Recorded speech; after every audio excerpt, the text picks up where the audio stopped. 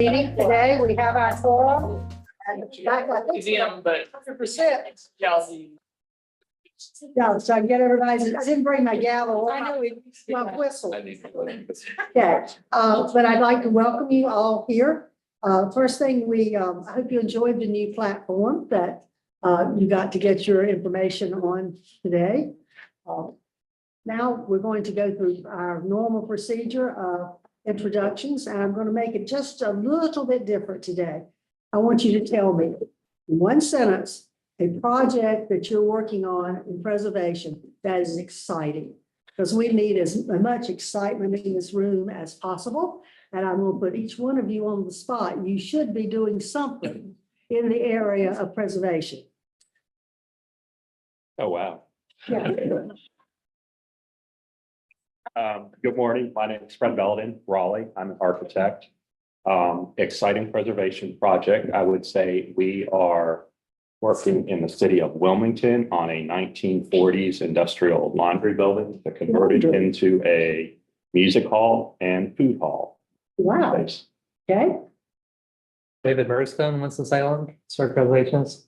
My wife and I are working to save Sam the Dot Man, the African-American folk artist who passed away, and trying to save his store building, which he had painted inside and out. So working to save it and make a community space again, arts preservation. Something I'd like to see. Well, we're going to try to have an open house this month. Yeah. Good morning, everyone. Dr. Tamara Holmes Brothers, Knightdale and Fayetteville, Cumberland County. Actually, Broadale will be presented today. So that was probably a 4-year effort. It was originally starting in 2010 when I did the unofficial study. So that was used to apply for a city grant in Fayetteville to acquire the consultants that will be presented today. So excited about that and seeing that come to fruition. My name is Newell Clark. I am, we just got a former mayor of the city of Lexington. So I was preserving the whole town. You get it? But actually, I've got a personal project that since I'll lift this up. My business that I do is property management, that sort of thing. I have got some business partners and we are currently renovating an old textile mill that we are creating some living space in the uptown area of Lexington that will be near our depot project that we were working on as a community, as a city, connecting to Amtrak pretty soon. So that whole area was an old defunct factory space. So we are bringing back some apartments. So I'm putting my own personal money into some of the things I was pushing the community to do as well. But I'm really excited about that project and learning a lot about it too. When you start going into a phase 2 study and everything else, you start learning stuff from like the 1800s, and we're sharing that with the community of what all that space was. So, yes, ma'am. That was more than a sentence. Oh, that's. We're calling the tech folks and trying to get them to call. You will find when you start talking about preservation, you can't do it in a sentence. So that was a goal, but it's not mandatory. Dr. Bernard? Okay, I'm Dave Denard, retired from East Carolina University History Department. And I'm working on a biography of a local leader there named D.D. Garrett. And that prompted me to rejoin the Greenville Historic Preservation Commission so that we would pay more attention to preserving some of the historic properties. This person's house got away from us, but maybe the person who purchased it will, since I have most of his papers and some other stuff, we'll be able to work out something so that house will somehow, remain in the public domain, Yeah. Okay, that's your check. Hi, my name's Mary Beth Fitz, and I'm a research archaeologist at the Research Office of Archaeology at UNC Chapel Hill. I'll just go with the thing I'm doing tomorrow morning, which is working with a graduate student and my new colleague, Dr. John Marcoux, to do ground penetrating radar on UNC's historic campus to trace out stone drains that were installed in the 1830s There was no drainage system at that point. And one of the professors at that time, Elisha Mitchell, talked to the university president about having, of course, enslaved, persons build these. So they are one of the vestiges of the campus that was, directly constructed by enslaved labor, but they also show this relationship between the university and the town because they were infrastructure used by both the town and the gown in the early development of the university. Tough one to follow. My name is Josie Ward. I'm a preservation consultant in Asheville. And in my role on the board of the Preservation Society of Asheville and Buncombe County, we are working to convert a historically African-American church and an adjacent house into affordable housing that had been slated for demolition. And we're discovering whether or not we can make that a business model because it's proving to be very difficult, but a worthy challenge, we believe. A very worthy project. I am Sean Patch. I'm an archaeologist with New South Associates in Greensboro. And I've been working on my own time for a while with a property owner in Granville County on an enslaved African-American cemetery that I also discussed with staff. I'd like to bring that forward to the study list at some point and then potentially pursue a nomination. So it's something, it's a long-term project, but we'll discuss it with staff. I'm Joe Opperman. I'm a historical architect, and the project that's most uppermost in my mind right now is Lone Pine Reservoir, which is the original reservoir for Biltmore Estate, which I'm due to go inspect in 2 weeks. And reading the weather reports this morning, it's supposed to be snowing and 20 degrees. You have to suffer for your passion. Put it off a little bit, which is what I'm requesting. I'm Valerie Ann Johnson from Granville County, and I think the folks took a suggestion and to get in touch with you. I'm thinking, and so we'll have to talk some more about that cemetery because there's some folks who can give you oral history about it. That would be great. Other than that, seem to be preservation all things this week. I serve as chair of the Board for Preservation North Carolina. So one of the things, it may steal y'all's thunder a little bit, but I'm just excited about the Thomas Day property. And it was an effort by so many different folks represented around this table to bring that into a state historic site. So that's my excitement. I can't wait to go to the opening. On the 29th, right? Yes. 29th of this month. You can just introduce yourself. Okay, I was gonna say. No, just tell them who you are.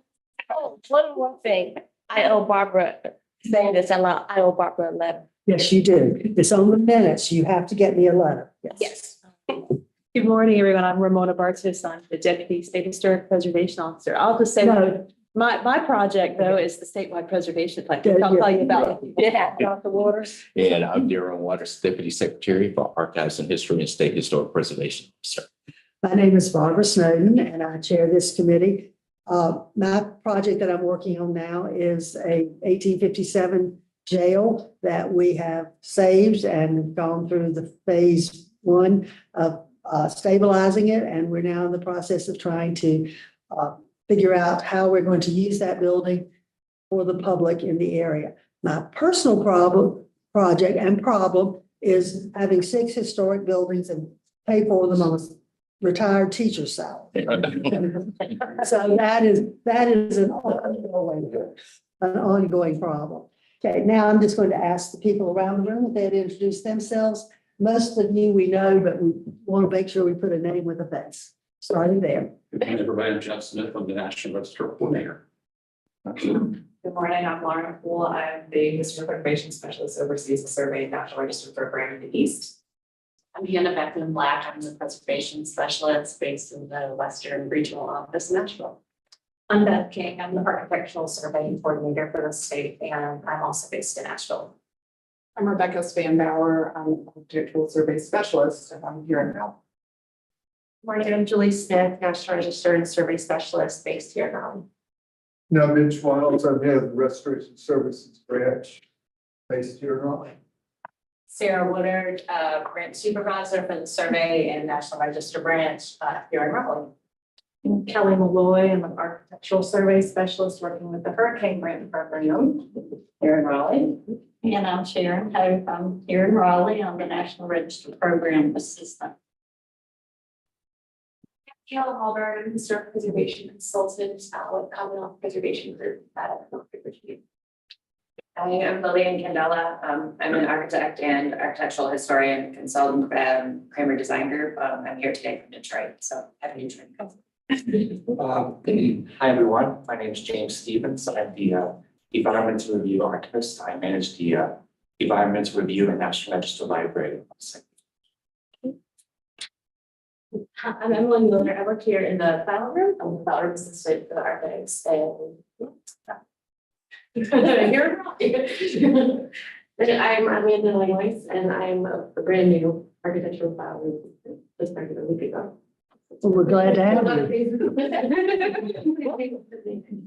Right now, I'm going to defer from my schedule because I know Dr. Waters has some things going on today, so I'm going to let him go first. Okay, thank you, Madam Chair. And again, thank you all for being here. I told Ramona today that I always begin these comments with thanking you all for being part of this committee because we have to make decisions on filling seats, and this is not I think quick work to do. I mean, you put a lot of time and dedication into this, so I do deeply appreciate that. And so I hope that doesn't seem perfunctory when I say it. I want to say the same thing to the staff too. This is a remarkable team.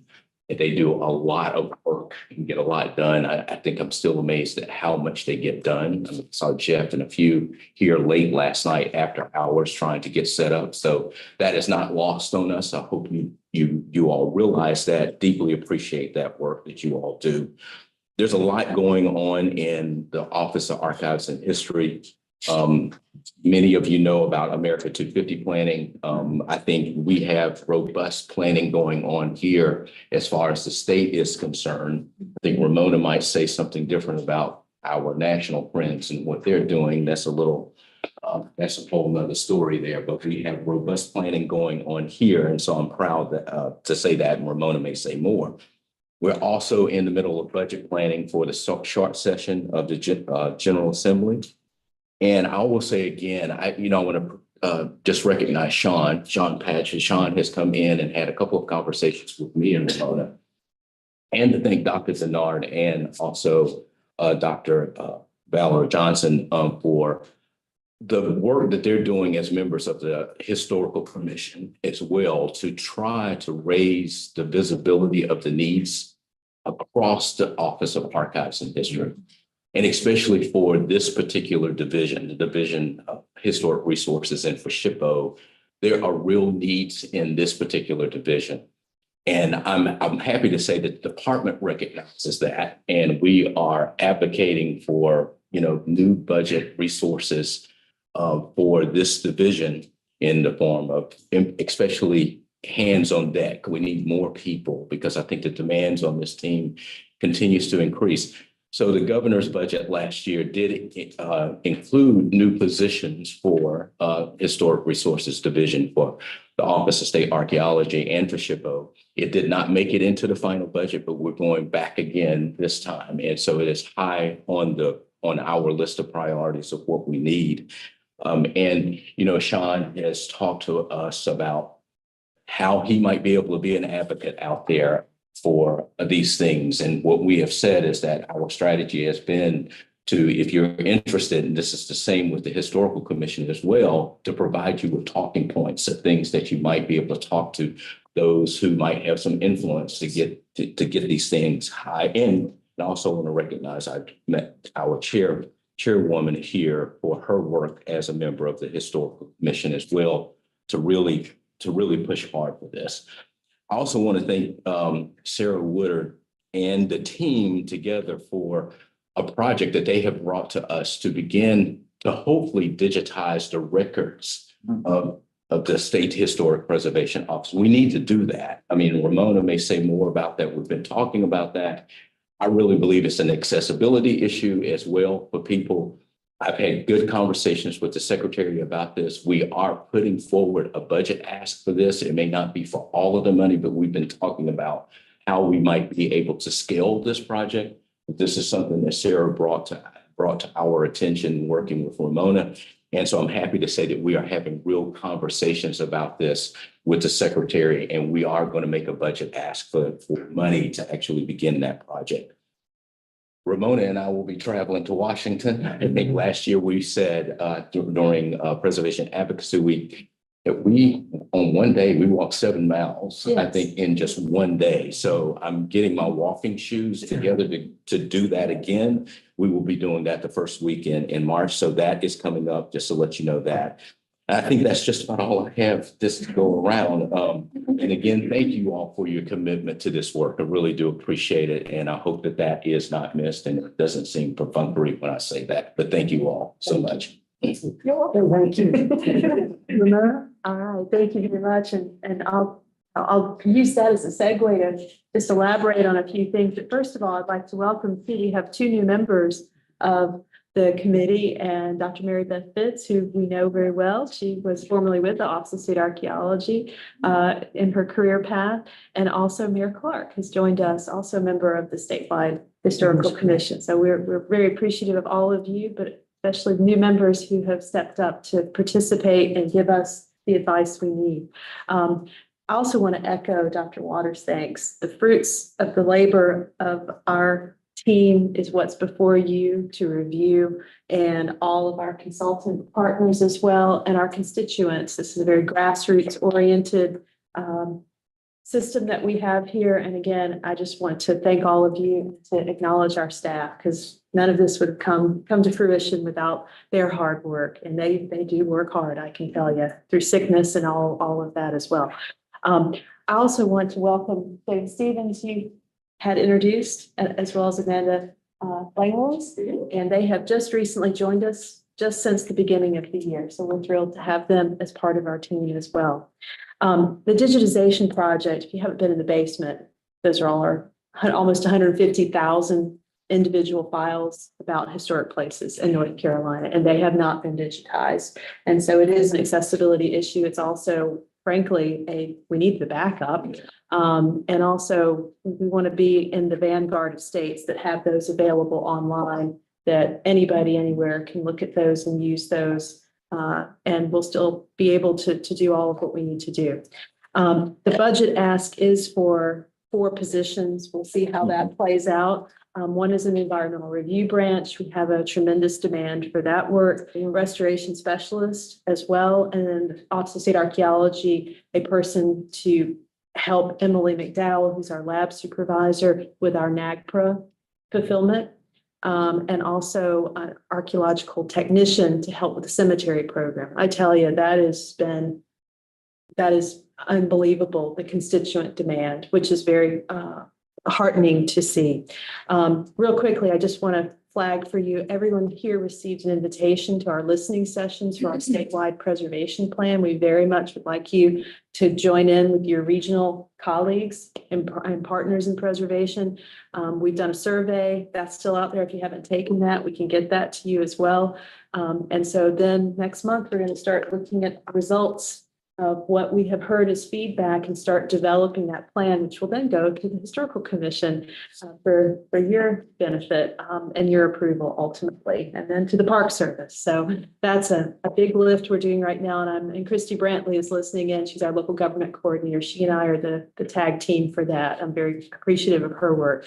The other thing I just want to mention, y'all, I'll pass this around, in this month's, or this quarter, I should say, Preservation Magazine from the National Trust, we were really thrilled to have a multi-page, beautiful beauty spread article about Revolution Mill in Greensboro, which, if you had been on this commission before, this committee before, you knew came through the National Register work and then became a huge mixed use project with a lot of resiliency built into it because it sits on top of a creek and a floodplain. So it's a very complex project, and Eddie Belk, architect from Durham, has been involved with that. So I'll just pass that around and y'all can look at that, but not get distracted from your work. Yeah. All right. But again, I'm thrilled to see everyone and appreciate everyone being here. It's wonderful to see you in person.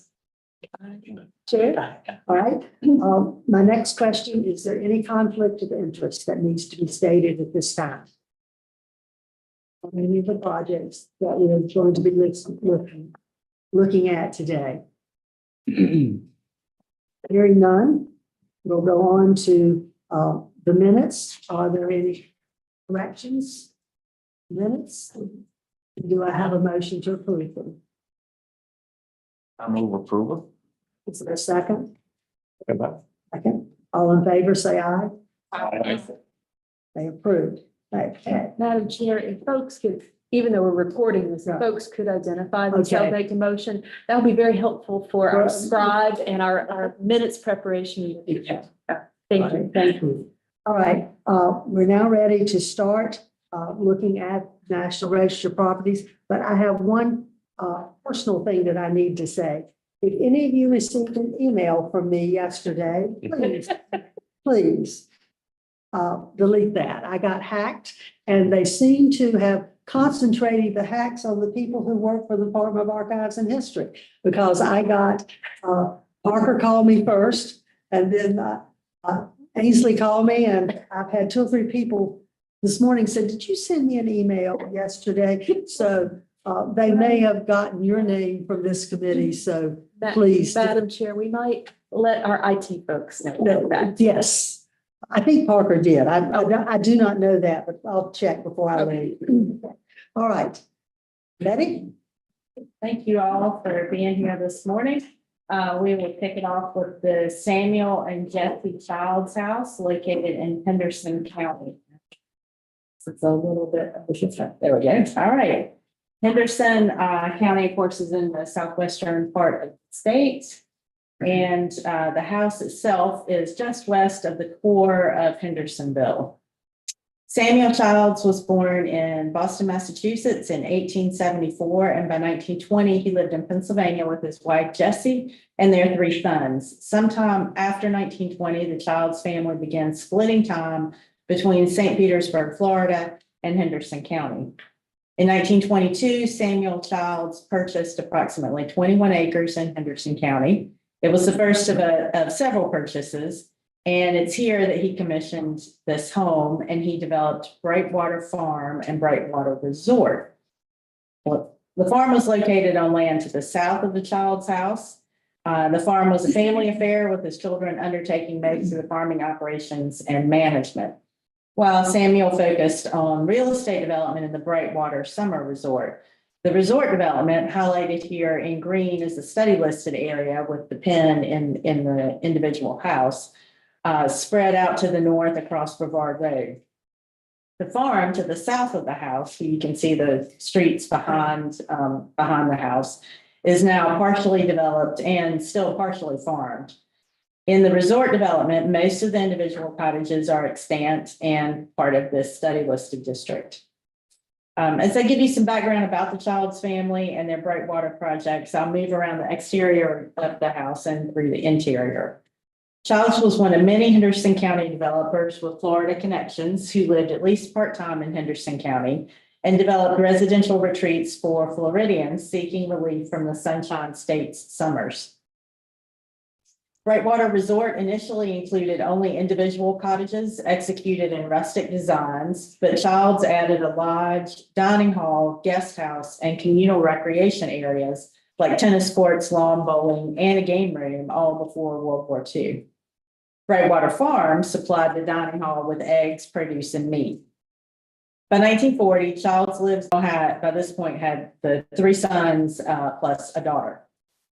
The census recorded his occupation as a developer of communities, and he made, a resort and farm office inside the house. The 1950 census noted that Childs, at that point, age 77, was unable to work, and he died in 1962. Jesse Childs remained in the house until 1976, after which time the house started passing through a number of different owners.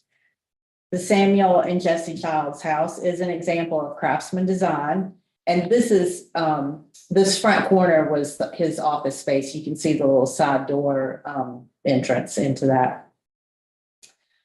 With a nod to colonial revival style scene in the front door composition. The Craftsman style emerged from the arts and crafts movement of the late 19th century as a reaction to Victorian era ornamentation.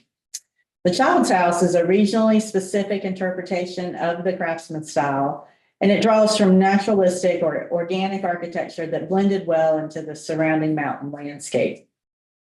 These southwestern North Carolina mountain houses often used log or stone as the primary building materials, and they linked the home's design to the landscape through stylistically related hardscape elements. This is evident at the Child's House, where stone walkways, walls, and pathways tie the house to the landscape and its surroundings.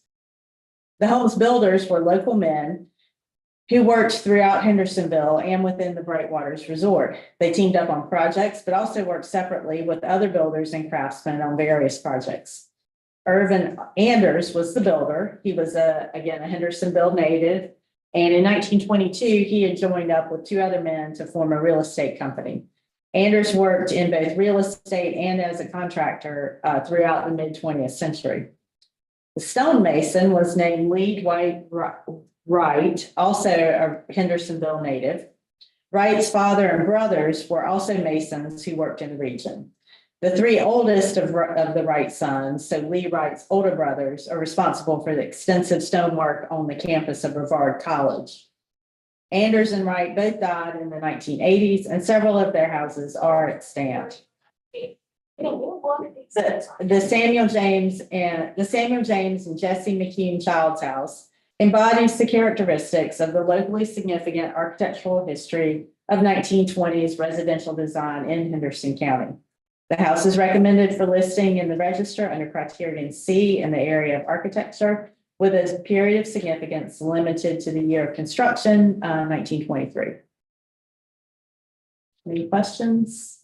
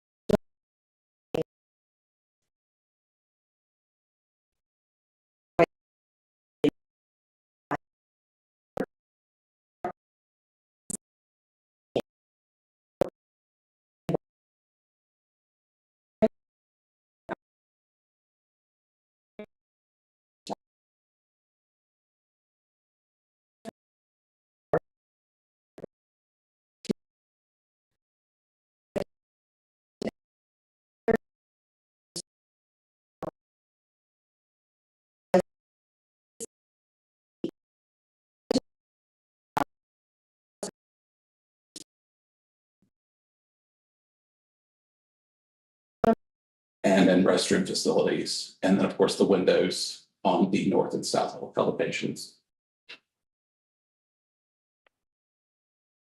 And these are some interior shots.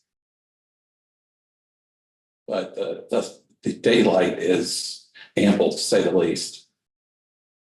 This is facing west, And this is actually facing north. And I think I may have said this in my study list presentation, but for those not present, on the day that I made a site visit, which was March of last year, we could actually see Pilot Mountain from the 8th floor. It was, the sky was so clear and it has such a presence.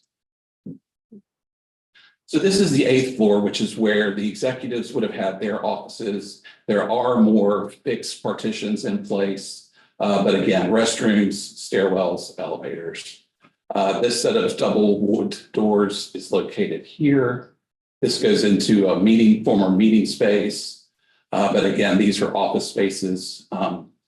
Basically what's intact are your acoustical ceiling tile kit systems, which oddly or funnily enough, the National Park System Technical Preservation Services is now considering those historic.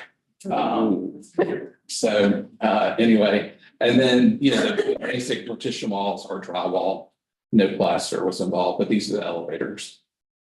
But there are some, there's some woodwork surrounds, which you wouldn't have seen on the other floors.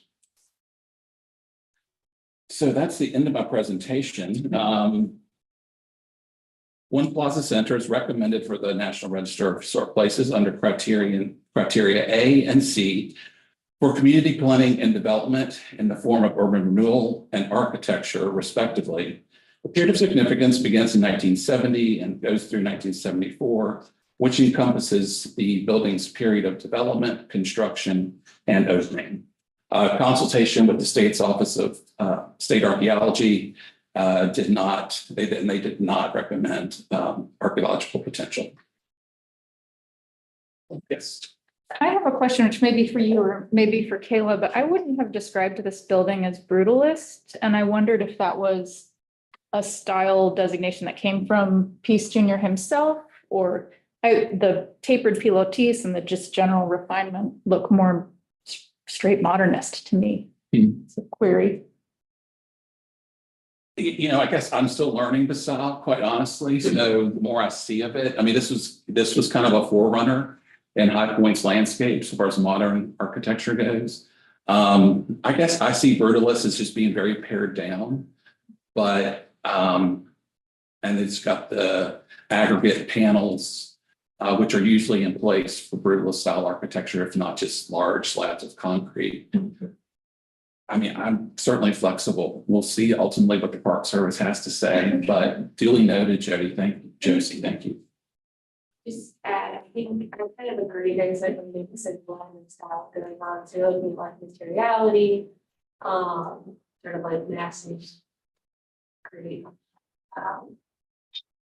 The east and west elevation, I do see some influences of like international style with the base, and it is I agree, it's kind of what falls somewhere in between, for sure. They're not clear lines. Yeah, I mean, I think it's hard to find hostile, at least, in this landscape for that relatively early period, but.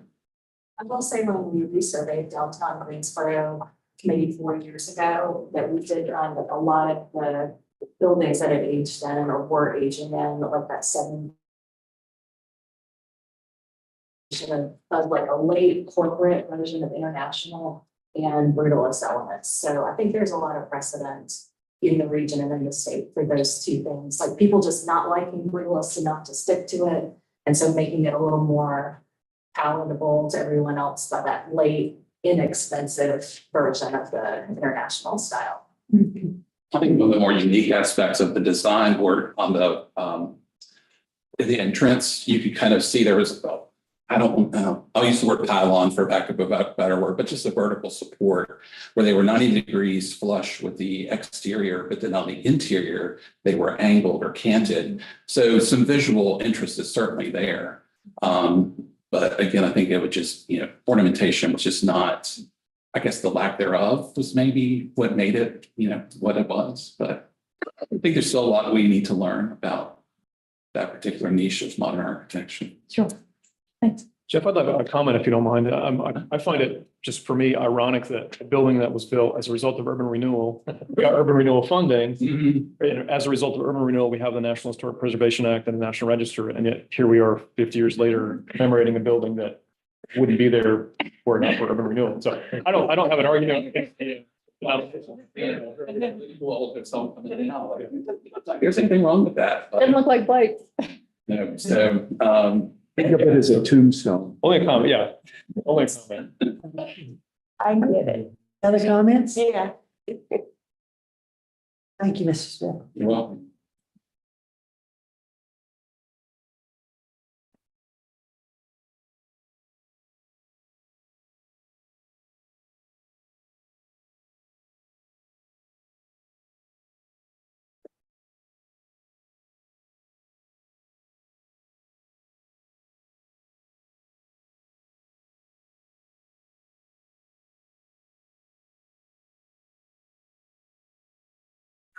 Have the last National Register nomination for you all today. This is the Warrenton Historic District additional documentation, boundary increase and boundary decrease. And Sarah Woodard surveyed Warrenton in 2018, adding a boundary increase and decrease to the study list in 2019. The district is located in the Warren County seat of Warrenton and was originally listed in 1976. With boundaries shown outlined here in blue, the original nomination concentrated on the town's earliest residential and commercial development with a specific focus on Warrenton's antebellum history.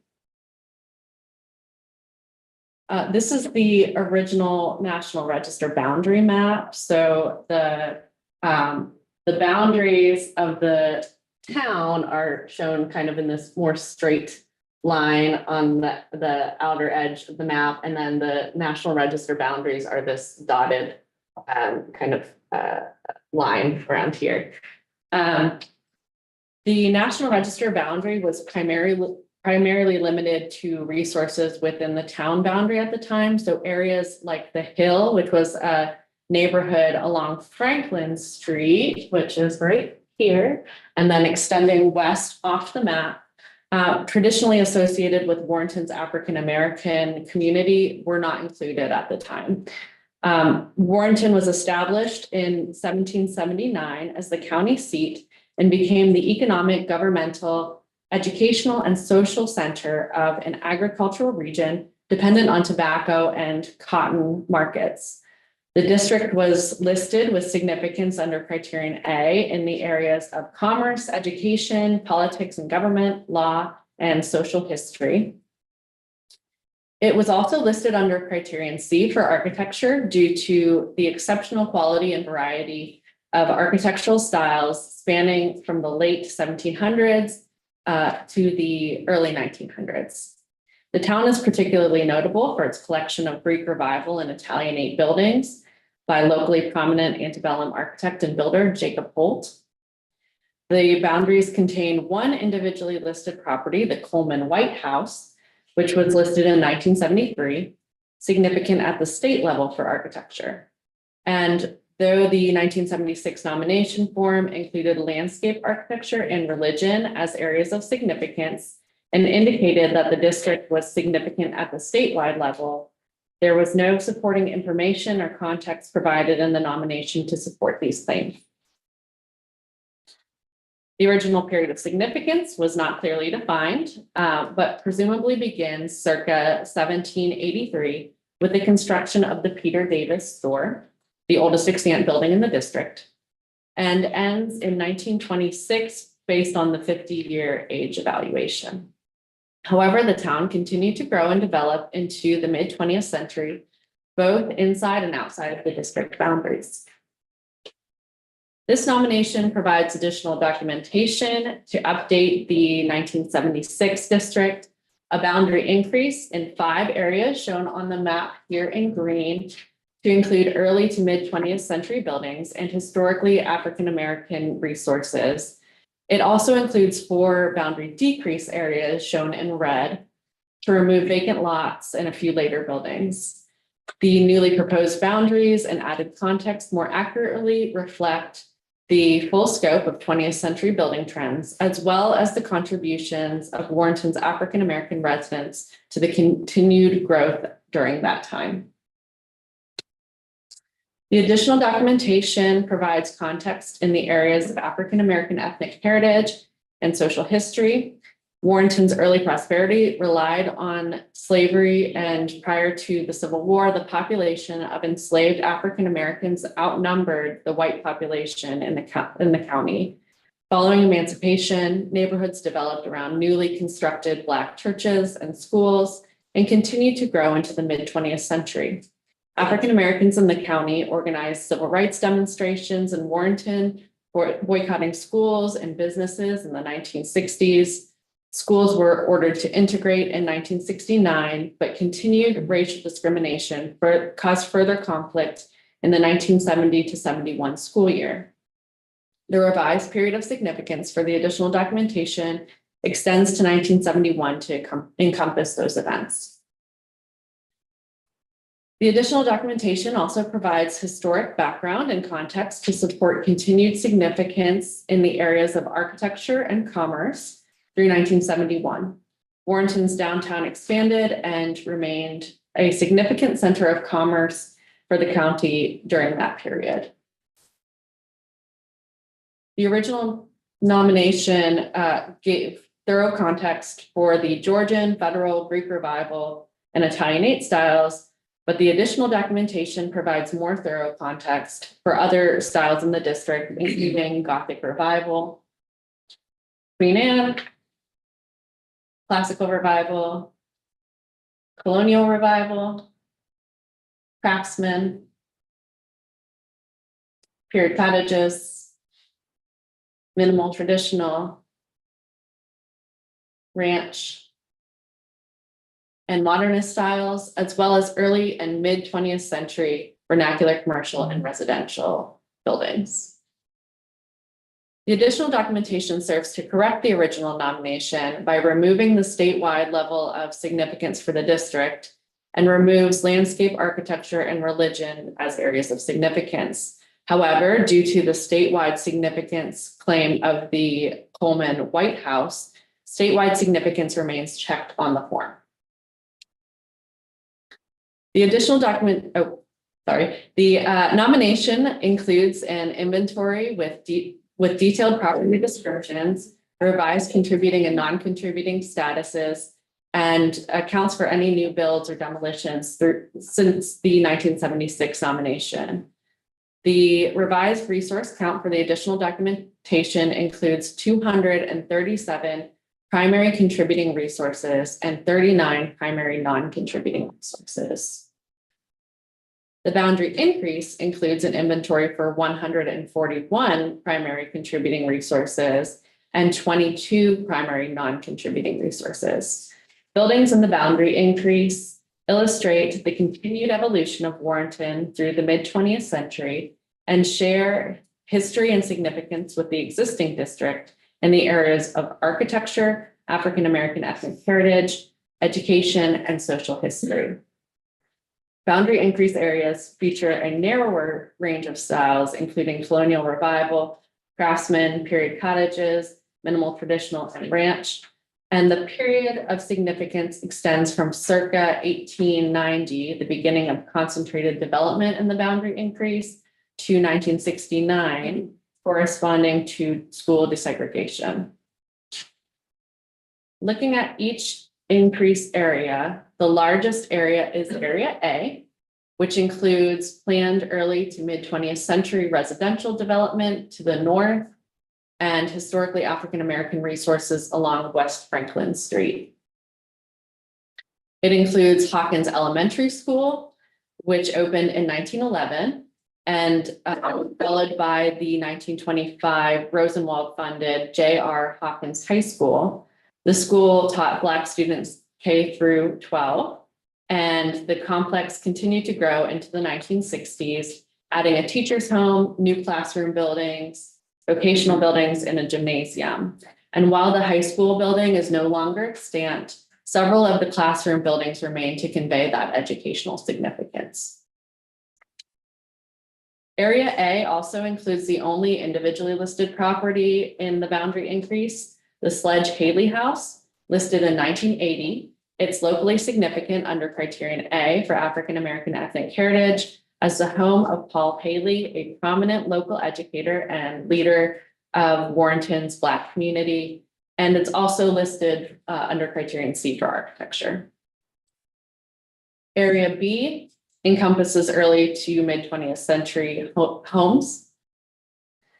Area C is a pair of mid 20th century commercial buildings, one of which pictured here operated as an African-American funeral home.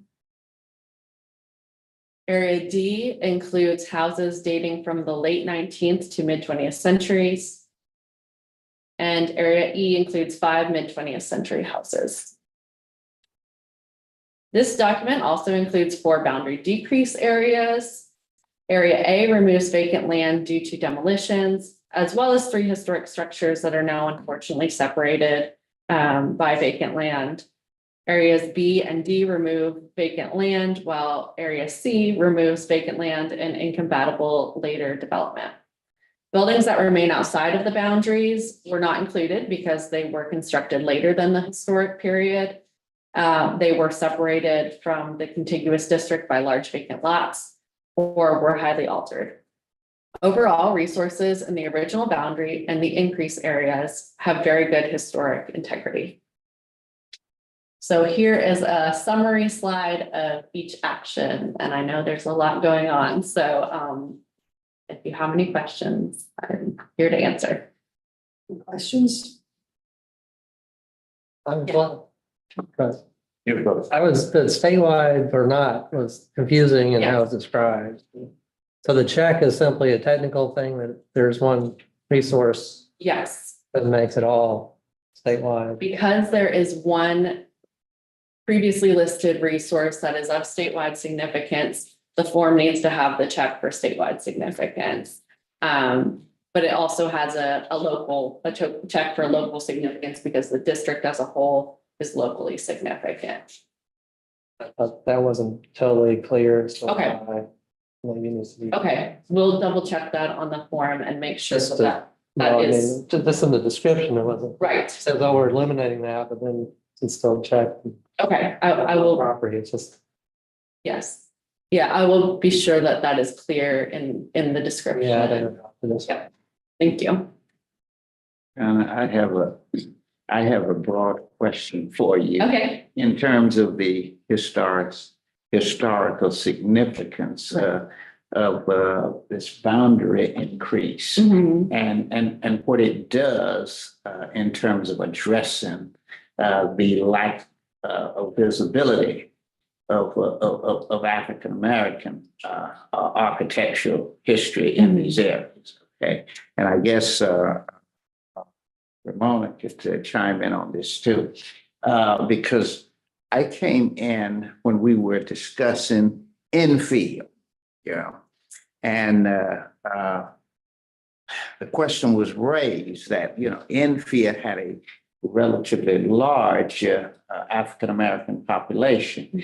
And in that historic district that had been carved out, they had been, the African-American population had been virtually excluded.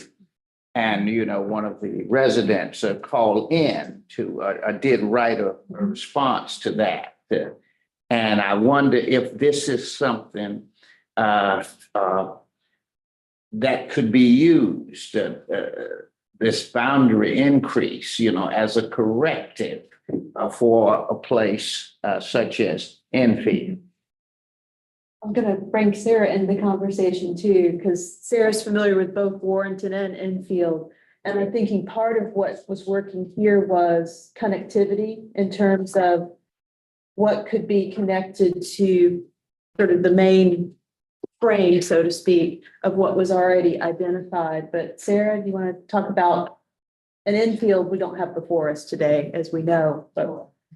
Yeah, so sometimes projects are bound by what people bring to us, what whoever is interested in. Warrenton came partly from our office and partly from the town of Warrenton being interested in updating their nomination. Because they do have a number of tax credit projects that happen there, which, that's we don't talk about tax credit projects, but that was something the town was interested in doing. And like Enfield, Warrenton has currently and historically a high proportion of African American citizens. And the way we're gonna look at districts now is a lot more inclusive. So very quickly it became apparent that Warrenton already had some African American neighborhoods included within that original district boundary, but particularly off to the west down Franklin Street. Visually, when you're on the ground, there's a little bit of a separation. There's sort of some vacant land. And that was at first kind of what should we do? We've got this vacant land. We don't really want to hop across it. The Park Service kind of frown. Park Service seems to be shifting a bit on that, being a little more flexible about that, which I think will overarchingly help the whole National Register program be a lot more inclusive as it makes a district. And we debated whether to address the area along Franklin Street as its own separate district, which probably historically is more what we do, or to do it because it shares a history with all of Warrenton, do it as a discontiguous district, so we have to include these empty lots. The consultant in the case, when it finally came down to doing the nomination, decided to include the vacant lots. I think it's gonna work fine. We'll see if the Park Service has a problem with it. They certainly over the last, I don't know, Jeff, what year or so have started to indicate a lot more flexibility on including vacant lots or non-contributing resources that would really help us reach out and pull in a whole community. Right, and I think one difference too between how Warrenton was set up originally, it was sort of more of a, let's grab as much in town as we could, but there were still missing pieces. I think Enfield, the difference, the town, again, it has to do a lot with the town's interest. I think they were much more focused on their commercial area and not so much including residential. So I think that was a little bit of a difference too. So we're always trying to encourage people to look broadly and holistically, but sometimes their resources too is what we're hearing in terms of what they can pay for somebody to prepare for them is a limiting factor. So Yeah, Enfield was definitely focused on downtown and commercial buildings. The Warrenton project was always broader in that it did have a lot of residential with it. And I think also really recently, within the last year or two, we've seen a lot of change from the Park Service and about what they are willing to let us do with boundaries. Which I think is a really good thing. I assume we will start to see more districts like this where we have some non-contributing resources or some vacant lots that are being included in order to create embrace. More all encompassing. More all encompassing, story. So depending on the success of this as it moves up the chain, it could be an important tool that we could add to our toolkit. Yes. We talk about education, Yes. because we were saying that education, needs to be provided so that folk will get on the bandwagon and not remain off the bandwagon with regard to development of these historic districts. Okay. I think that's well said. It's certainly like we always talk about here, when we bring something to you, what's similar to it before. So this will be, I think, a good mark in that direction. And I would just add in general, thinking about, African American resources, that it's not just that civil rights kind of history. And if you in talking, because a lot of this is oral history, that families have been in place for quite a long time. They've had this through line of stories. I mean, I keep, every time I go to Warrenton, I get another story. And it just reminds me that the history goes back deeper than we kind of, because it's present, the civil rights, and we have a lot of emphasis, we kind of focus on that part of the African-American story, or we jump over and we're in enslavement. But there's that whole middle part that if you can elicit more of that information, it will make it a richer nomination. Yeah, and Warrenton's got some, within that original district, had some Reconstruction era African-American related buildings, at least two houses I can think of right off the top of my head, but I think there were a couple more.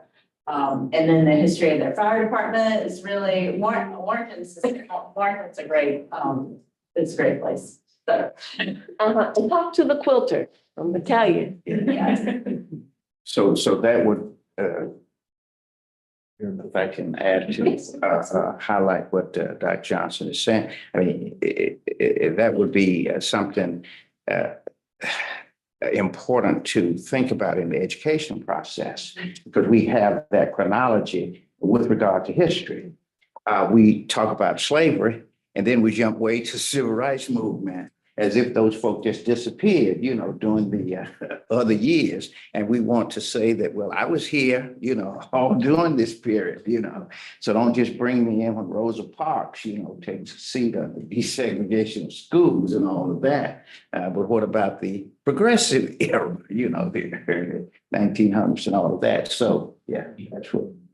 And Madam Chair and Dr. Nar, if you don't mind me saying, I just want to credit Sarah for, she was the lead for our office to revisit this whole question. And I think this is a great example of what we're hoping to accomplish and have been accomplishing with our survey specialists, like Rebecca, and y'all have met Audrey Thomas out in the West, where we're going in to places that maybe didn't have the resources up front to hire somebody to do this. And so been working with Valdez, for example. And so we're going to look for continuing other projects. So just wanted to highlight too, it's a cooperative effort with our office and the local government. So We all talked about the positive things that come from reducing the boundary. The curiosity to me, you said there were 3 contributing forces that y'all removed because they were not contiguous with the boundaries. I was just interested what they were. There was one house, I think it was a, oh goodness, Gothic Revival house. It was pretty altered. So that's one of the resources that was removed. Let me just see if, yeah, so it was right around here. And there's, all these vacant lots now that are just visually separate. And then I think there was another altered building, that nothing that was so significant and highly intact that it made sense to jump over. Yeah, okay, that's what I was interested in. Yeah, unfortunate, but we just couldn't make that jump anymore because of loss of historic buildings in between. Right, that concludes the presentation for the central and southeastern regions. Do I have a motion? David Bergson, and then to approve those. Is there a second? Valerie Ann Johnson, I second. All in favor, please say aye. Aye. Opposed? It passes. All right, my watch tells me I need to stand up. So all of y'all, I'm going to take a stand up break, and then we're going to go ahead and start the first of our study. And then we won't do the whole thing. Study list. But you left me here. Have such a lot. No, it's not. There you go.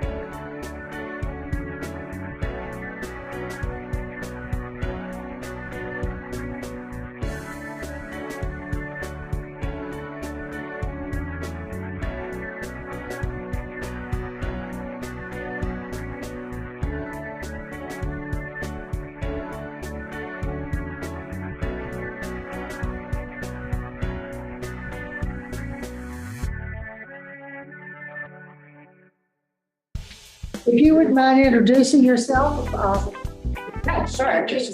again, sorry. Oh, that's fine. Go ahead. Yeah, I'm Lillian Candela. Just introducing myself again. I'm an architect and an architectural historian. I'm from Kramer Design Group. We're based in Detroit, Michigan. And we were lucky enough to do the architectural survey of the Broadell neighborhood in Fayetteville that I'm here to present. Are we good? Okay. Okay, so I wanted to provide some project background before we get into the survey itself. And how this project came to be. So the survey was funded by the city of Fayetteville, which received a matching grant from the Historic Preservation Fund from the National Park Service. The grant was administered through the State Historic Preservation Office. The city of Fayetteville was eligible for the grant to zero certified local government. And this grant application was written with assistance from the Seabrook Broadell Community Watch, which is a neighborhood-run organization who's really fought for the preservation and recognition of this community, this neighborhood, a historically African-American neighborhood. Kramer Design Group, including myself and my colleagues, Cassandra and Katie, we were retained to conduct the survey. And we conducted the fieldwork between June and August of 2023. Given that the survey was partially funded through a federal grant and was very community driven, I just want to note that the survey product has been really a collaborative effort between ourselves at KDG, the city of Fayetteville, the SHPO here, the Seabrook Broadell Community Watch, and of course, Dr. Brothers, who's here today. So locating the Broadell neighborhood, the bounds of the survey area follow historic maps of subdivisions provided by the city of Fayetteville staff to us and encompass the majority of the Broadell neighborhood. The neighborhood's located about 2 miles northwest of downtown Fayetteville along the Murchison Road corridor and adjacent to the campus of Fayetteville State University. And you can see it in this sort of orange outline here. The location of the Broadell neighborhood next to Fayetteville State University follows historical trends of African-American neighborhoods developing near and around schools for Black residents. The map on the screen was produced in 1963. And the orange areas indicate neighborhoods where non-white residents occupy between 10 and 49% of the housing stock. These areas tend to be located where Black schools were or are located. One example is the Orange Street School located on the 500 block of Orange Street in Fayetteville. The school was constructed around 1915 as an elementary school for African-American Fayetteville students. Demographic analysis indicates that there was a concentration of Black residents living near the Orange Street School during its tenure as an elementary school and later as a high school. And you can see the Orange School on the bottom left of the screen. The current Fayetteville State University was originally founded as the Howard School in 1867 and was located on Gillespie Street, just south of downtown Fayetteville. Similar story here, Black residents tended to be concentrated in this area. And in 1877, the Howard School became a teacher training institution known as the State Colored Normal School. And in 1939, the Fayetteville State Teachers College. By the early 1900s, the school had relocated to the present location of FSU along Murchison Road. And in 1969, the school formally became known as Fayetteville State University. Fayetteville State University is a historically Black college, and several Black neighborhoods developed and flourished around the university in the early 20th century, including Broadell. The continued growth of FSU prompted the development of these African-American neighborhoods surrounding the university and along both sides of that Murchison Road corridor. Murchison Road developed into a commercial corridor where Black-owned businesses served the surrounding Black neighborhoods and provided jobs to Black residents.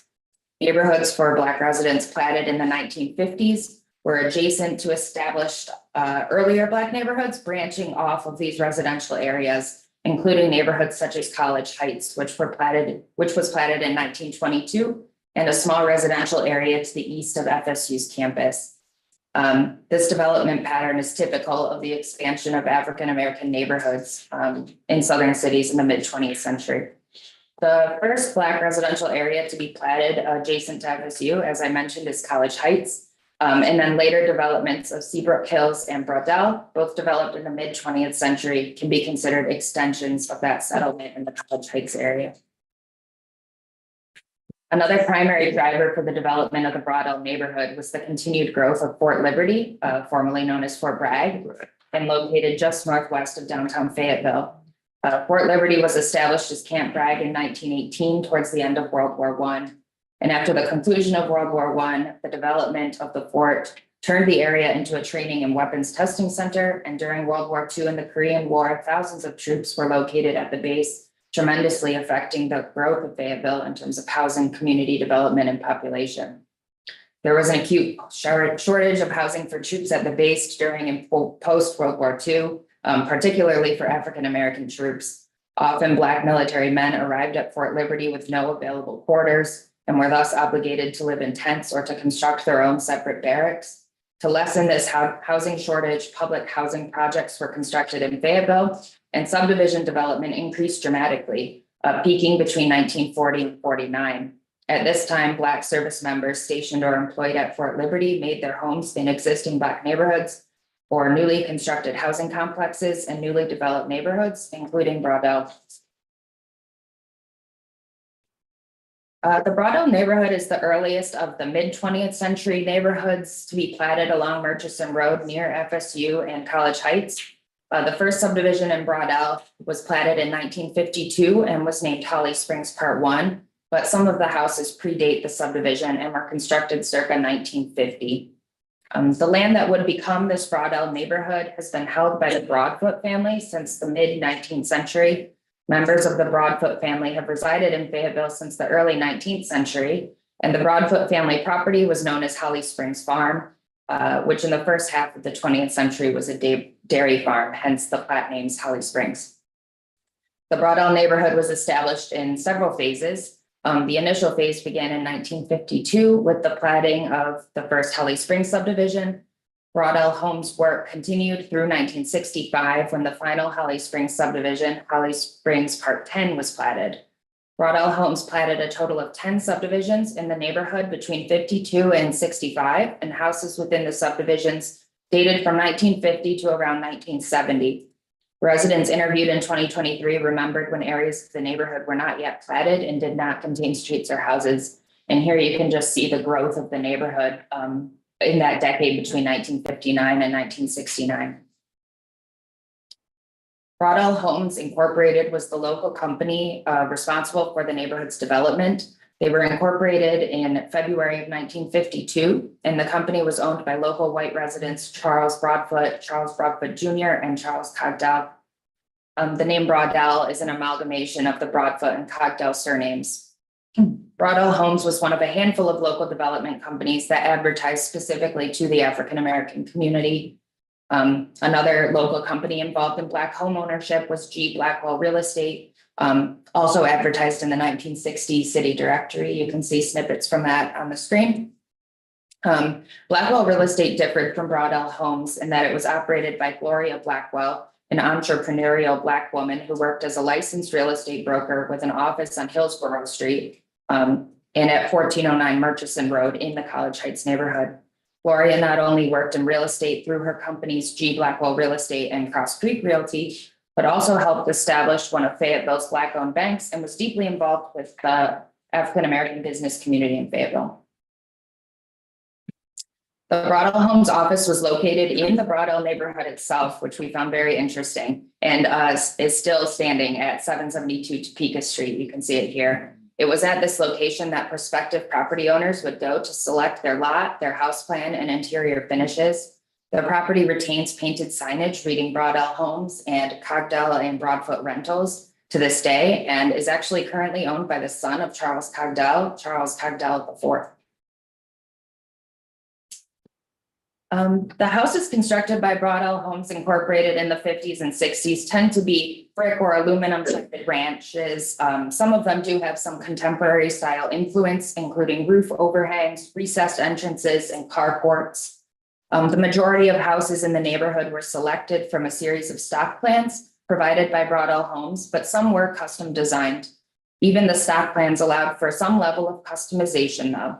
In oral histories we conducted, residents recalled that some features of stock plan houses could be customized, such as the brick color, how to arrange the kitchen, and the size of the carport or whether or not the house had a carport. Some custom houses were constructed alongside these stock plan houses. Most of them are located on Broadell Drive in Holly Springs Section 3 plat, with some others sprinkled throughout the neighborhood. These houses can be distinguished due to their large size compared to the neighboring houses. They tend to have atypical roof lines, prominent chimneys, and the use of architecturally distinct features. Some of them are pictured here. The neighborhood expanded between 1971 and 1977 and was developed by the Myers Development Company. This development is known colloquially to residents as New Broadell. Myers Development was incorporated in 1971, and like Broadell Homes, it was owned by white businessmen, brothers Joe and Bobby Myers and Lewis Wilson. Deed records indicate that Myers Development developed the Broadell subdivision by selling lots to local building companies who would then construct houses and resell the properties. Companies including Lorac Builders, Scotchcraft Realty, and Craftsman Builders constructed the houses in these subdivisions. Craftsman Builders constructed the vast majority of the houses, with the entire Broadell subdivision section 2 being deeded to Craftsman Builders in 1973. While some of the houses in this section of Broadell are ranches, the vast majority of these are split level houses, often clad in a combination of brick and aluminum siding. Some examples here.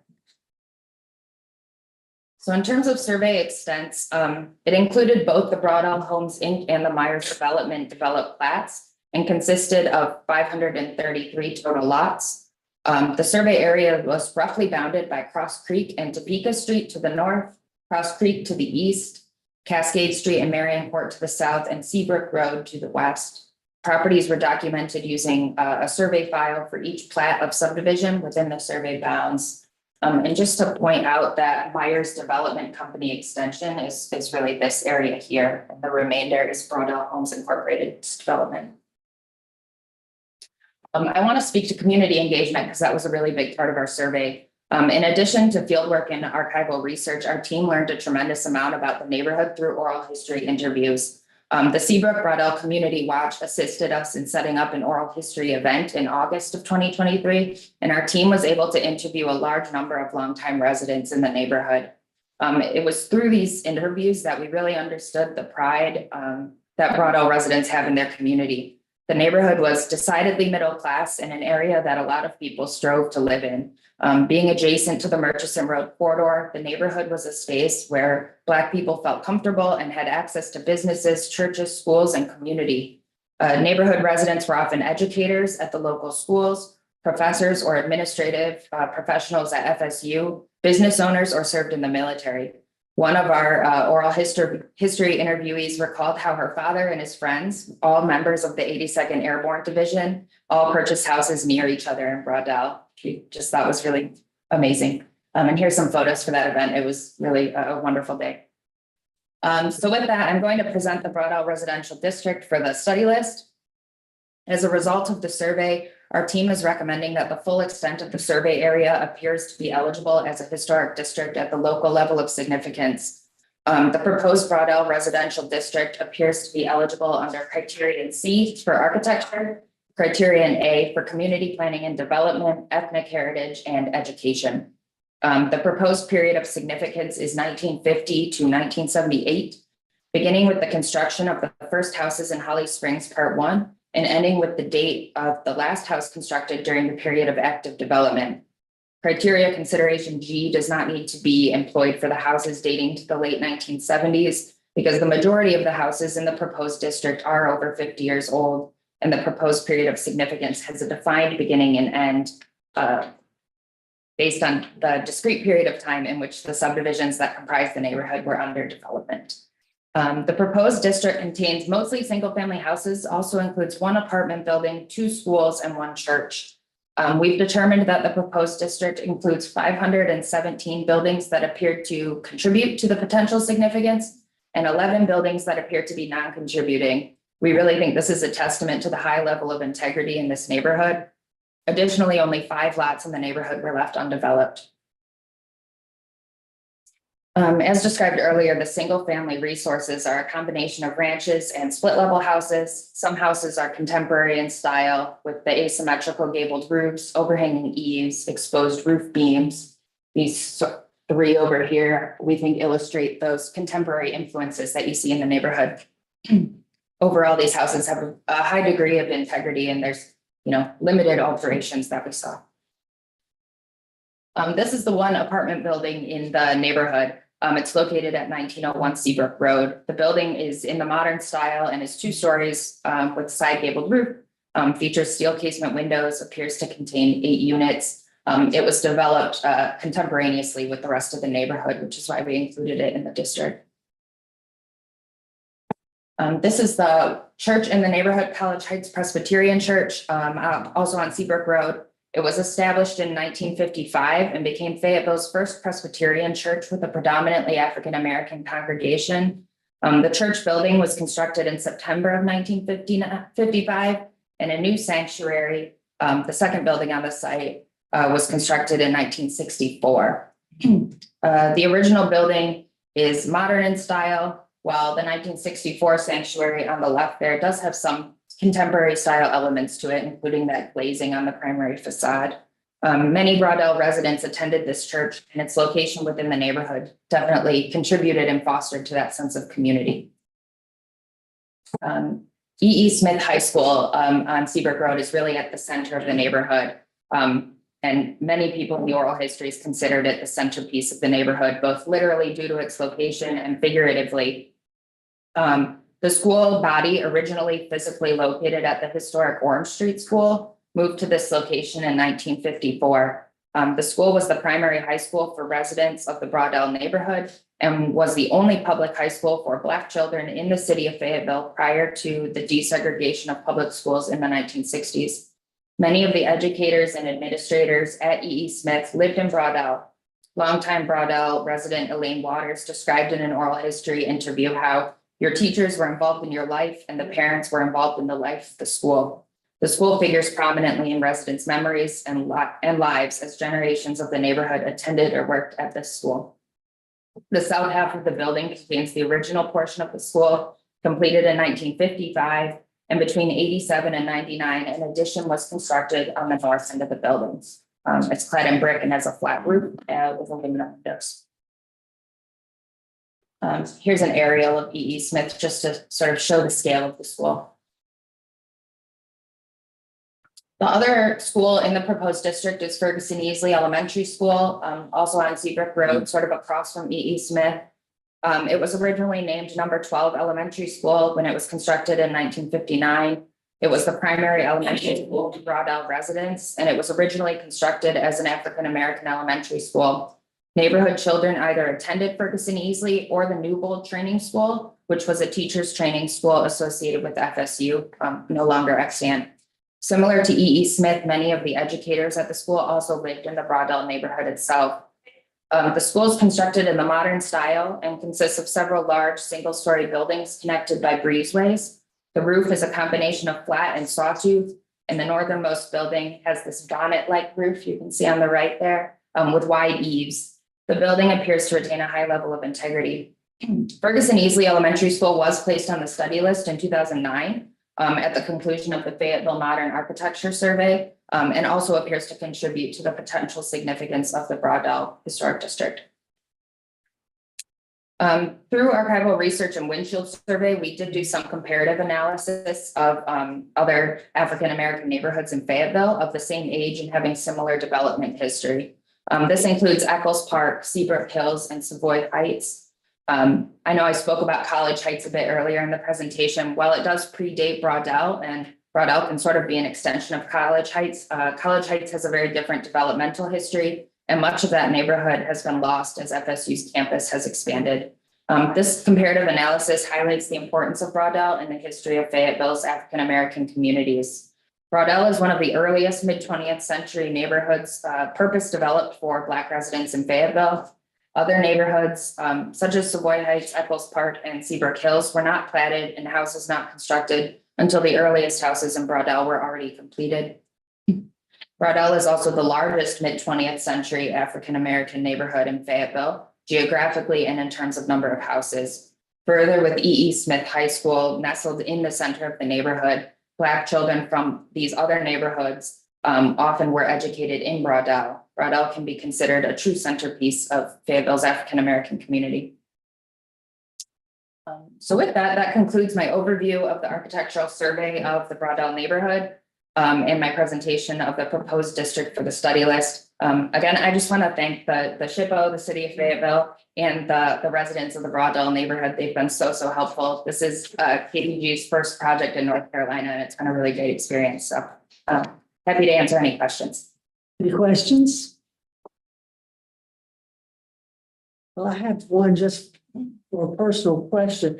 You mentioned the Howard School that was built in, opened in 1867. Is that building still on the campus at Fayetteville? Or is It's at a separate location. Is that, but it is still standing? I believe it is, right? Is it? I don't think it is. Okay. The East Smith House still is there on, off of Gillespie Street. Yes. But the original structure is So the not. building, school building is no longer standing. Right, correct. Okay. Any other questions? So we do have a resident from this area. Yes. Braudel, Dr. No, Brothers. no question, but certainly want to emphasize this.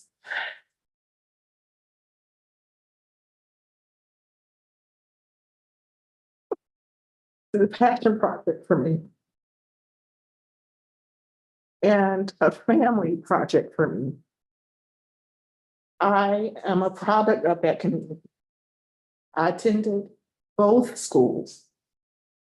Third generation of E.E. Smith, which is a predominantly and historically Black high school in North Carolina, which is currently being threatened to be relocated.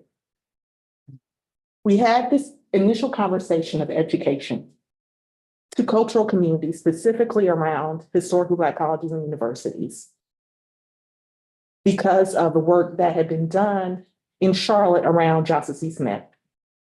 And it was a little slow moving. And I said, you know what? Don't worry about it. I'll take care of Fayetteville, Cumberland County. And I asked the staff to do an initial education session virtually during the pandemic. And they wholeheartedly participate. And I want to thank you all so much for lending your expertise, because this topic was unfamiliar to the residents. A lot of original residents that are still there, and you see in the photo, they were cautious because it was unfamiliar and concerned about the financial responsibilities to take place as well, which is natural and anticipated.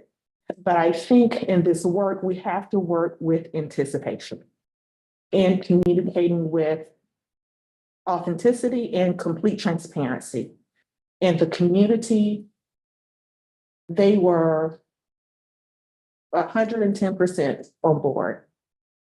You see in the photos, the oral histories that were done. They met regularly within their community watch meetings and had this as a line item within their agendas. So that showed not just the commitment of the community, but the help specifically of the person in the center, Cynthia Leaks, who really helped me do the legwork in Fayetteville, because this was a 2-year process, to the point where there was turnover within the development office in the city of Fayetteville. So we said, okay, we got to make sure this application gets in and we meet that due date. So she knocked on doors. Okay, where's the application? So she did a lot of the legwork. So I want to thank her. There are a lot of residents that are watching right now. I just saw an email that went through to a cultural group. So they're watching. Want to thank you so much. This was, I think, a great experience for them. They were cautious because you have to understand that the African-American experience is a sensitive experience, to the point when I did the unofficial study in 2010, I went to the Cogdell house, asked for the blueprints. It was raining. Mind you, I'm still working full-time at Fayetteville State. On my lunch hour, It was raining. He had just thrown out the blueprints in the trash. So it shows you the limited perspective of what people think about African-American communities and the significance of the historical cultural awareness of living and building a community like that. And he asked me, do you want me to go get him? I said, yes, sir, I do. And I followed him outside to the trash.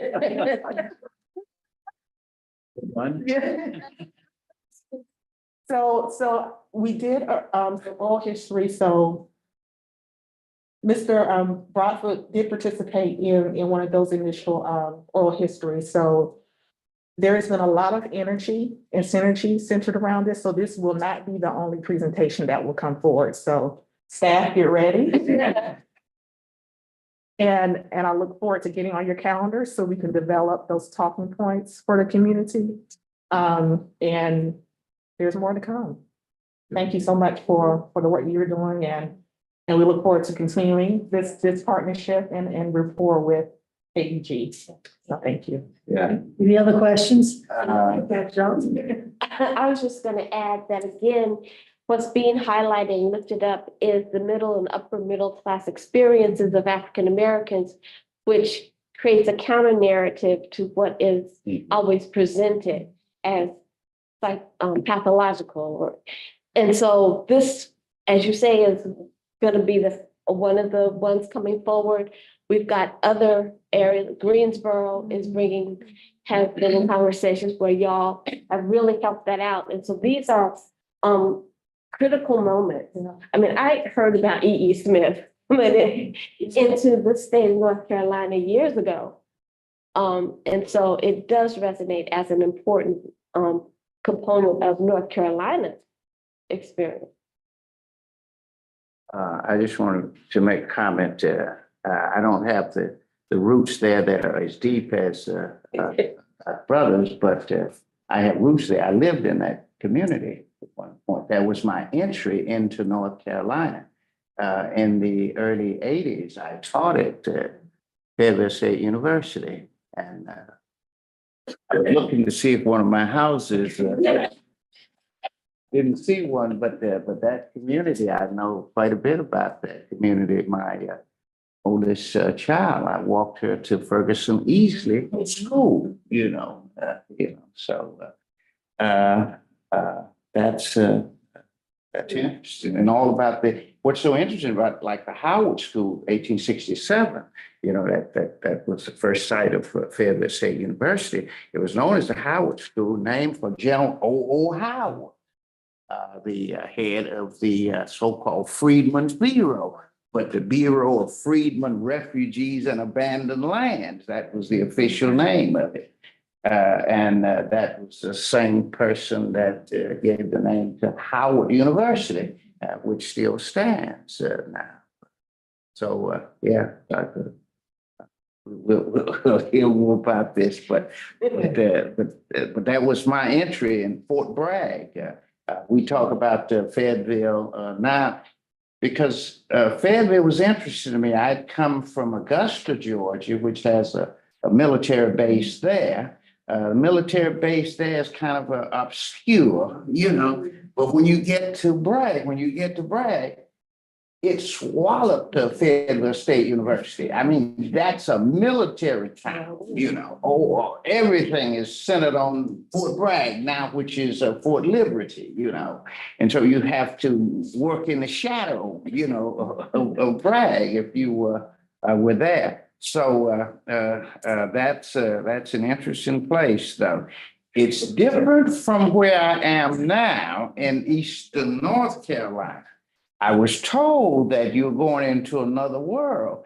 I said, I'm only going 100 miles kind of northeast of Fayetteville. But when I got over there culturally and all of that, the landscape, it's a different world on that side. And I think a lot of it has to do with Fort Bragg, the folk who came there, they came from all these other different places. And they pushed back the provincial boundary of Fayetteville, so it doesn't really operate as just a small southern town, but it has a more cosmopolitan basis there. So that was attractive to me there. But when I got to Greenville, Eastern North Carolina, I'm in another world. I understand another world. Do we have a motion on, yes, Mr. Chair, I think it would be appropriate if Dr. Brothers made this. Yeah. Dr. Brothers, Make the motion. is there a second? I'll say. Right? All in favor, say aye. Opposed? Thank you very much for your presentation and thank you for coming down to North Carolina. Thank you. At this time, we're going to, let's just check. Okay. We're going to adjourn for lunch and you can continue your conversation. We will reconvene and do the rest of the study guide. Just no conversation on agenda items. Just no conversation about agenda items. No agenda items can be discussed. All right. Have a good meal. Yes, right. Did you want to put for lunch? No.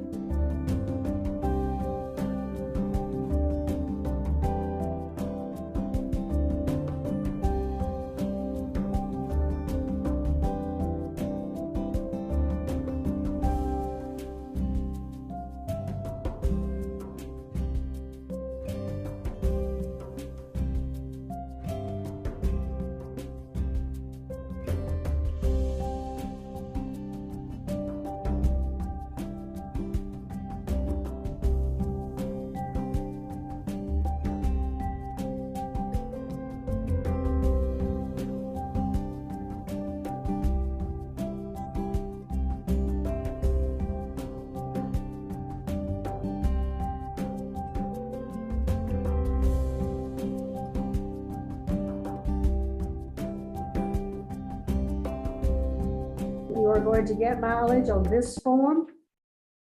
And if you spent the night last night, you need to turn in your hotel room, or you can mail it back, but they need to know that it is coming. And the final thing is that we have parking passes. So if you parked across the street, you do not have to pay for parking. So before you leave, as you're going out the door, get your parking pass, because that'll save you at least $12. And the final thing has to do with your meal. I'm old enough that I have served on numerous committees for the Department of Archives. In fact, they kind of rotated me through all the different volunteer committees that they can have. The one thing I can tell you, the advantage of being on this committee is you get a great lunch. The other committees, not so good. So you know that you are getting the very best lunch when you get to have lunch here. So, and Valerie can say the same thing because she's been rotating with me for not as long as I have been rotating, but she has been rotating with me for a while. All right. Mrs. King, let's get started with this and go through the Western region. Right, our first property for the study, for the normal constituent driven study list application portion of our agenda is the Roadhus Mill, which is in Burke County, and here is Burke County shaded in blue. And then you can see by the star that Roadhus is right on the eastern edge of the county, and it's right on the line with Caldwell, and in fact is in both of those counties. At the turn of the 20th century, John Rhodes and George Hiss acquired approximately 200 acres in the Catawba River, which forms the boundary between Burke and Caldwell. And they constructed a water-powered cotton mill that was the first textile mill in Caldwell County. All of it was on the Caldwell side at that time. And in 1903, the mill town that developed around the cotton mill was incorporated as Roadhus. In 1912, construction began on a second mill on the south side of the river, which is what I have circled here, and that's the building that we're considering today. This mill was originally called the E.A. Smith Manufacturing Company after a third investor in Roadhus. Between the world wars, Southern Power, which is now Duke Energy, owned the mills simply because Southern Power wanted the water rights. You can see here on that the old power plant and dam that was constructed for the two mills is still there. And that has been placed on, or that has been determined eligible through the Section 106 review process some time ago. Southern Power wanted the water rights, and so they acquired the two mills and they leased the mills to stockholders who produced cotton under the name Roadhus Cotton Mills. At the end of World War II, Pacific Mills purchased the mill buildings and they made the transition from cotton to synthetics. And then in 1954, Burlington Mills acquired Pacific Mills and folded the two synthetic mills under their umbrella until 1964. And so you can see from this bare spot of land where the original Caldwell County side of the river mill was located.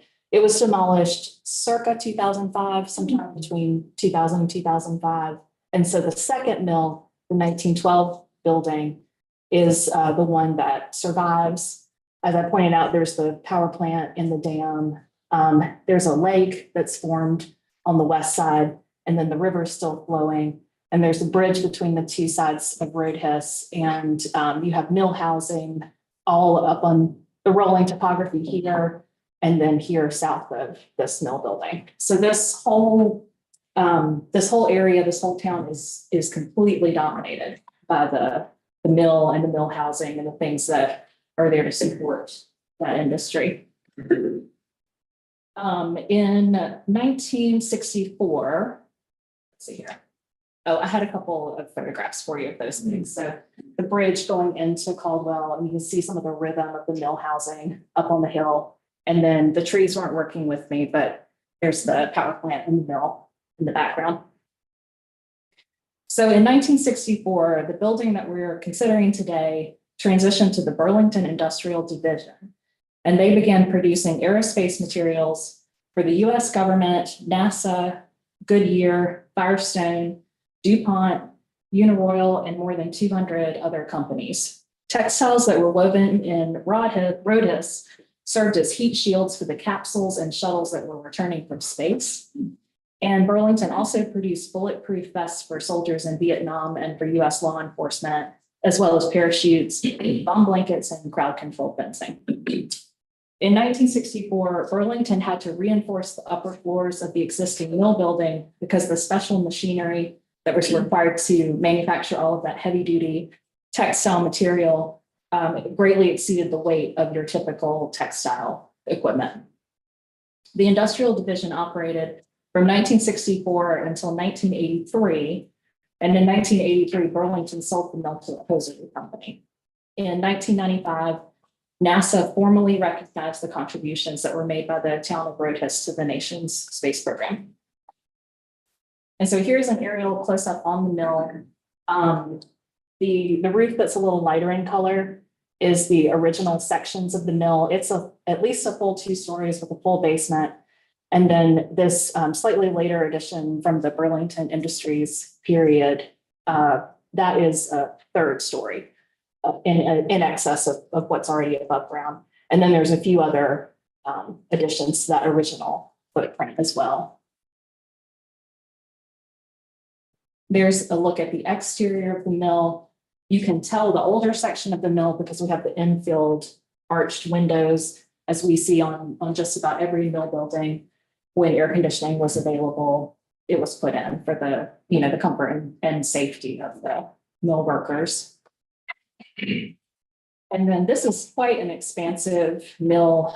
It goes on and on 3 levels in a basement. So these are just a few selected photographs of some of the interior features. But what you're seeing here is true of every floor and every section of this building.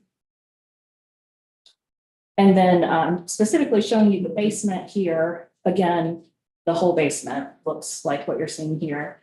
I'm specifically showing you this because between 1964 and 1975, this was one of Burke County's nuclear fallout shelters. And so they had the capacity to shelter 2,300 people in the event of disaster. And so there were rows and rows of shelving and food and all kinds of essentials. And what I'm showing you here is a ladder down to a freshwater spring that's underneath this mill building. And so in addition to being right on the Catawba, there's a source of bubbling water underneath the building too. And I couldn't get light down there well enough to take a photograph that would mean anything. But as you're standing here by this ladder, you can hear the spring bubbling up.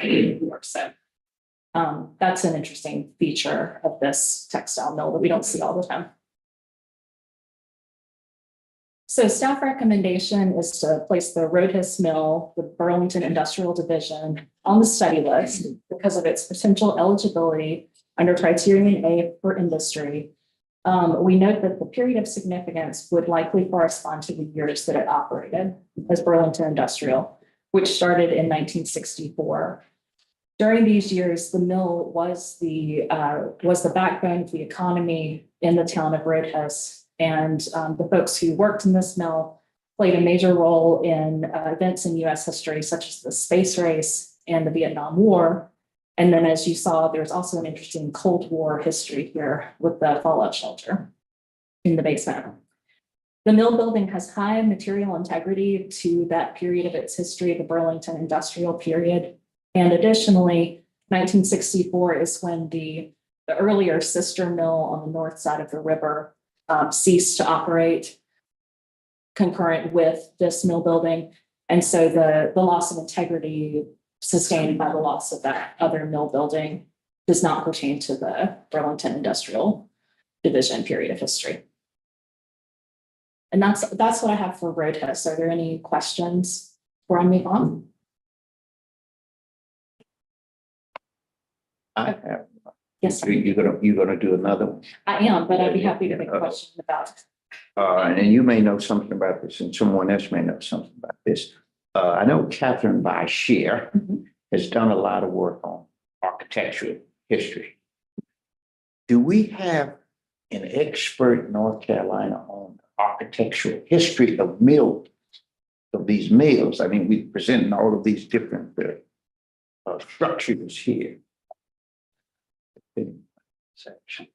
We looked at the architectural history. I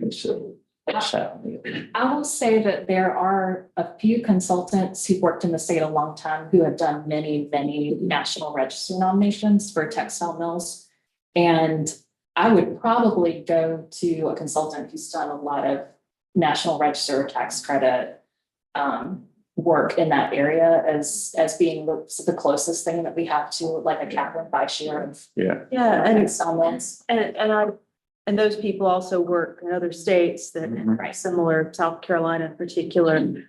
From what I understand of mill architecture, it's taken from like the Massachusetts model. I've heard that talked about, especially that kind of, the segmental arch windows and that kind of thing. It was kind of a type is what I've always read and come to understand. So there's some variety depending on what the fabrication was, textile, furniture, so forth. But there seems to be this current that was coming out of New England that was sort of imported into the South when they started moving their operations down south. That's kind of my take on it. And then we got interesting when air conditioning came. Yeah, face spacing was all standardized when it That's right. came, then it changed a little bit. That's right, sort of a template to it.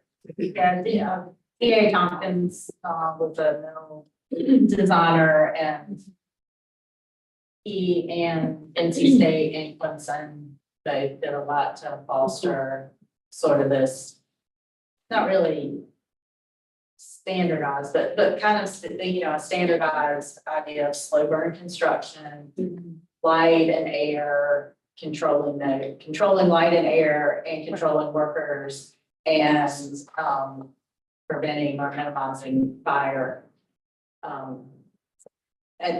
We don't really have, I can't think of someone who is specifically like the middle person, but we do have a number of outstanding consultants who have done a lot of writing and research, and then of course there's a whole other avenue of labor history. So it would be wonderful if we had a statewide context, if we had a statewide NPDF, if we just declared all of them eligible, so we could just. We would not be here much longer to do. But I will say this sort of what it showed up as was the standard template, whatever you want to say. But then I think things get very interesting. The expediency of how they were expanded, what happened when air conditioning came, and then I think there's more complexity that's very unique. It's sort of the same idea, but the point is the way it manifested at a particular mill, I think was quite variable, because to me, that's where we get into questions of integrity and what does this mean and how can it be reused if that's ultimately the interest, but because it wasn't really designed to don't look out the window anymore. I think that was a labor aspect as well. So you could concentrate more, some thought about that. I do know that there's been some of the architectural journals we get, some of the really early mills, not the New England oriented mills, but like Graniteville in South Carolina, that was its own sort of organic thing that came about pre-Civil War. And what it was related to, maybe there was some New England connection, but I know there's been some scholarship done about that kind of early mill. I don't know so much on this stuff, on this era. Well, what I was thinking about historically, UNC did a 5 or 6 year project with their graduate students. And the result was a book, not so much on the architecture, but on mills, on the people who had done mills, oral history of the people. That's right. And so all of that documentation is there. Right. We might be able to pull someone who might be able to pull something together. I mean, the book they published was one where they gave credit to all the students. I just remember Lorraine Jones. Yeah, I was gonna say like the families, the big scholarly work on it. Yeah, Like a Family is the title, yeah. But it's all, maybe they want to do it on the architecture. Well, it all, I think what I always reflect on is we can't understand these buildings without understanding the people, and they just feed into one another.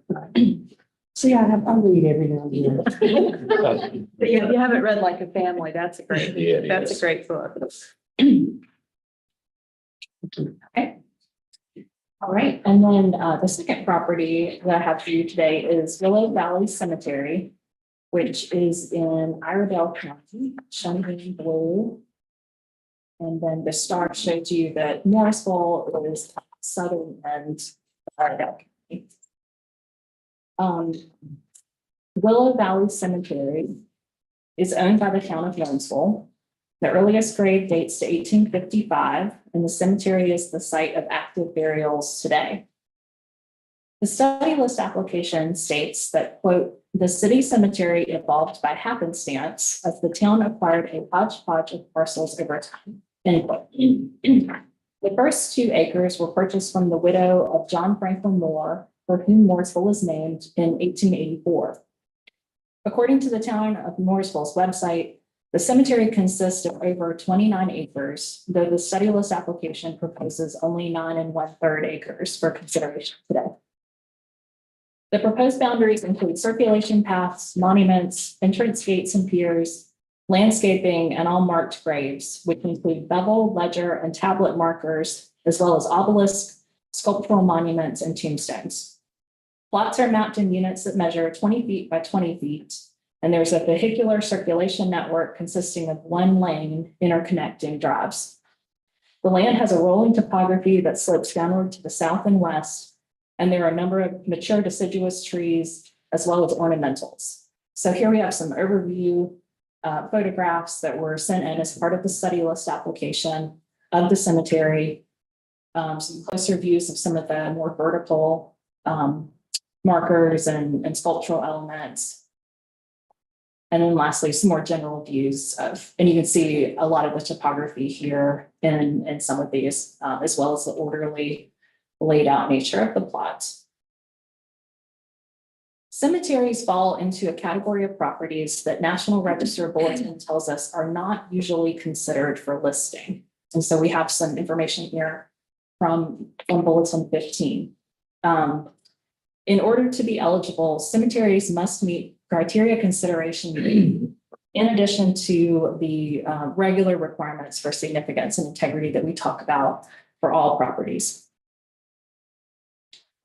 The study list application for Willow Valley Cemetery states that it is significant under criterion A in the areas of landscape architecture and social history, and that it qualifies under criteria consideration D as it derives significance from distinctive design features and association with historic events. And you see here from the bulletin that there are 4 ways to consider criterion consideration D for cemeteries. And these last 2, the distinctive design features and historic events, are the 2 that the application has highlighted for Willow Valley.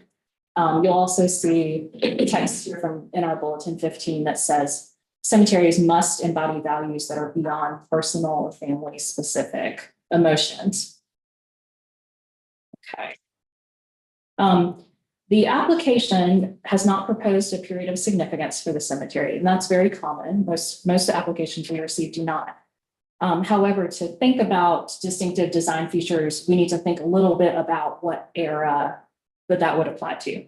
So the first 2 acres, as I said, were acquired in 1884. The cemetery is still active today. Burials are ongoing. The study list application gives us a thorough history of Willow Valley's development. The author relied on town council meeting minutes, on deed books in Iredell County, and on historic newspaper articles to identify growth and change in the cemetery over time.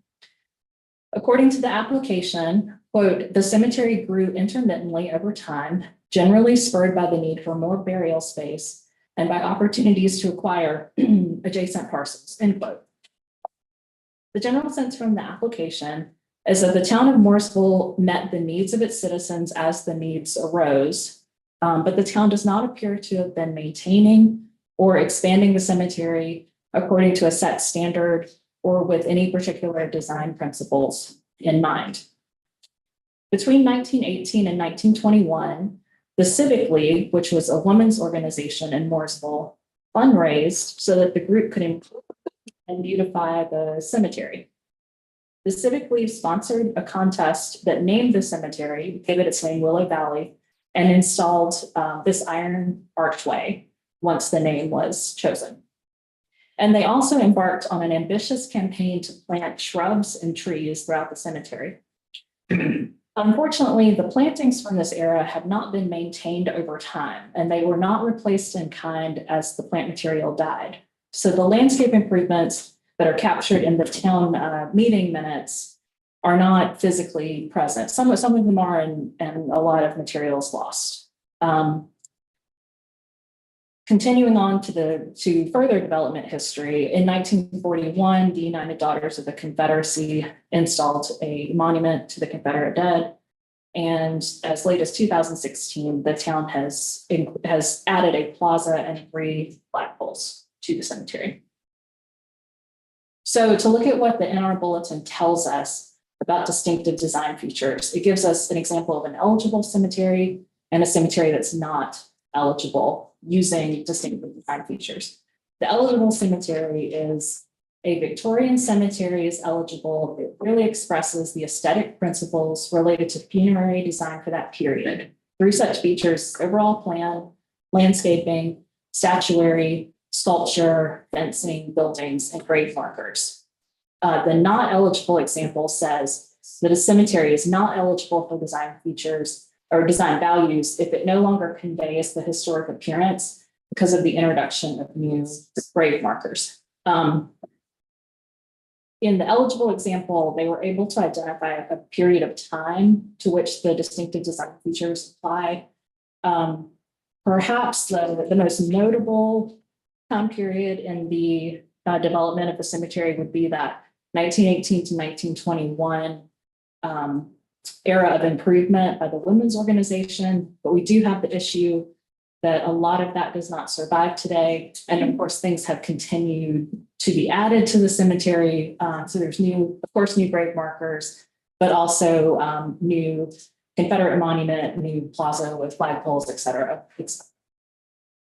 The cemetery also talks about the association with Willow Valley and historic events.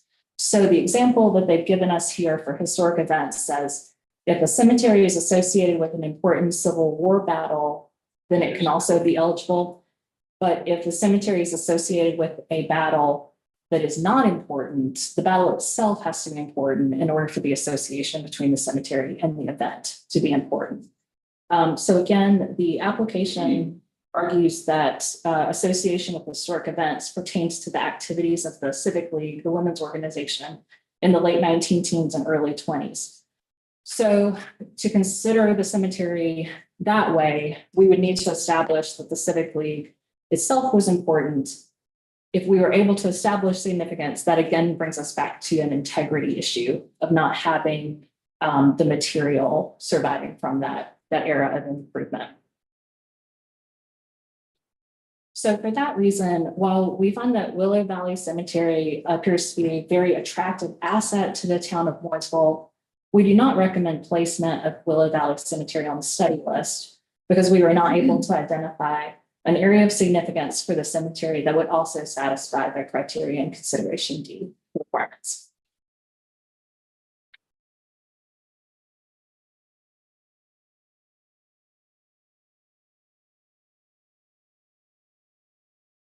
You said they only wanted to do like 9 acres, the 20-some acre total. So there'd be a boundary issue too. And the application did not specify why it was that 9 acres. And I didn't look at the town's website until I believe it was yesterday or the day before. So I didn't catch that there was a size discrepancy until right before the meeting. That's something I would have asked for more. So the other question I had too, and you may not know this detail either, was ownership. The town. The town owns it, so those plats were not sold to the families? I think that the town, I have not looked at They condemn. I've not traced any land myself, but I believe that the town has been able to acquire those parcels outright over the years and has been able to add to the cemetery. Well, that just struck me as another potential issue. You may have multiple owners of plats that was platted and people buying them outright. It could be. I So believe that the way the study application, let's say this application is presenting it is that the town owns the cemetery, but I did not look into specific ownership of different sections of the cemetery. So that could be an issue. I mean, otherwise, I think some more complexity on top of the exception issue that I don't think it meets it necessarily. Often those cemeteries had a 99-year lease or something of the start, so it could really be a complication here. Yeah.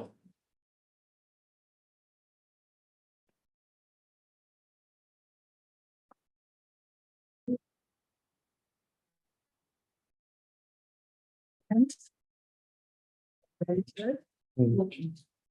Valerie and Johnson, I move that we accept staff recommendation not to put this on the study, put Willow Valley Cemetery on the study list. On the mail. Oh, and to accept staff recommendation to put Rodas On the Mill on the study list. Thank you. Is there a second? Dr. Brothers, I second. Okay. All right, all in favor, please say aye. Aye. Opposed? Okay, the ayes have it. And we'll now go to the central and southern region. I will apologize, but I had one phone call that I had to take, and that was it. So. Thank you, Beth.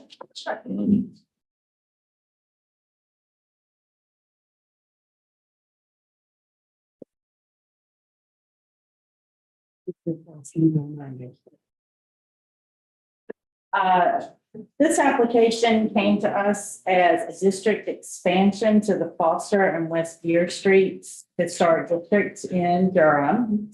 But staff suggested, and the applicant agreed that the expansion should be to a different district. So I'm presenting instead an expansion to the North Durham Duke Park Historic District. So let's get located first. We are in Durham. The pin is the location in question, and we're just directly north of downtown Durham. As I said, this is a district expansion proposal, but the goal is just adding basically two resources, a school that I've circled and the park behind it, which is also circled now. And the park served as the school grounds. As you can see, the school and park are nearly surrounded by existing districts. The application proposed expanding the Foster and West Gear Streets district because that allowed for the school and park to be listed while excluding apartment buildings immediately north of the school. However, after internal discussions, staff felt like a more logical proposal was adding the school and park to the North Durham Duke Park District because that area includes the houses where most of the school's students would have lived historically. This 1937 Sanborn map gives you an idea of where the school is in relationship to how the residential area of North Durham Duke Park developed. Obviously, that's the large area to the top right versus the more industrial Foster and Gear Streets to the south. This would mean adding apartment buildings along Trinity Avenue that might be non-contributing resources, but they are in keeping with the older apartment buildings immediately to the west, which are already study listed in an existing expansion area for this same neighborhood along Trinity. So these are the apartment buildings that are already included in a North Durham Duke Park study list expansion area. And then also the building on the far right, you can see part of it, that's already in the study list expansion area. And then as you look to the left, you're sort of looking farther down the street. Those buildings are a little bit newer, but they are not, they're not jarring. They're sort of this kind of the same vibe, the same feeling. And feeling, of course, being one of the 7 aspects of integrity. So the proposal before you is for a little bit different expansion area. So back to the primary resource proposed for inclusion in the North Durham Duke Park District. This is the North Durham Grammar School constructed in 1929. An earlier circa 1901 school had stood to the left, it's over to the left side, kind of where the words are. And that was torn down long ago, not sure exactly when. The school today, as you see, it was designed by George Watts Carr of Durham in association with Northrop and O'Brien from Winston-Salem. The school has a modest addition to its rear corner. You can see that off to the left side or the southwest corner. And here we see the front or east elevation that faces into the North Durham Duke Park Historic District.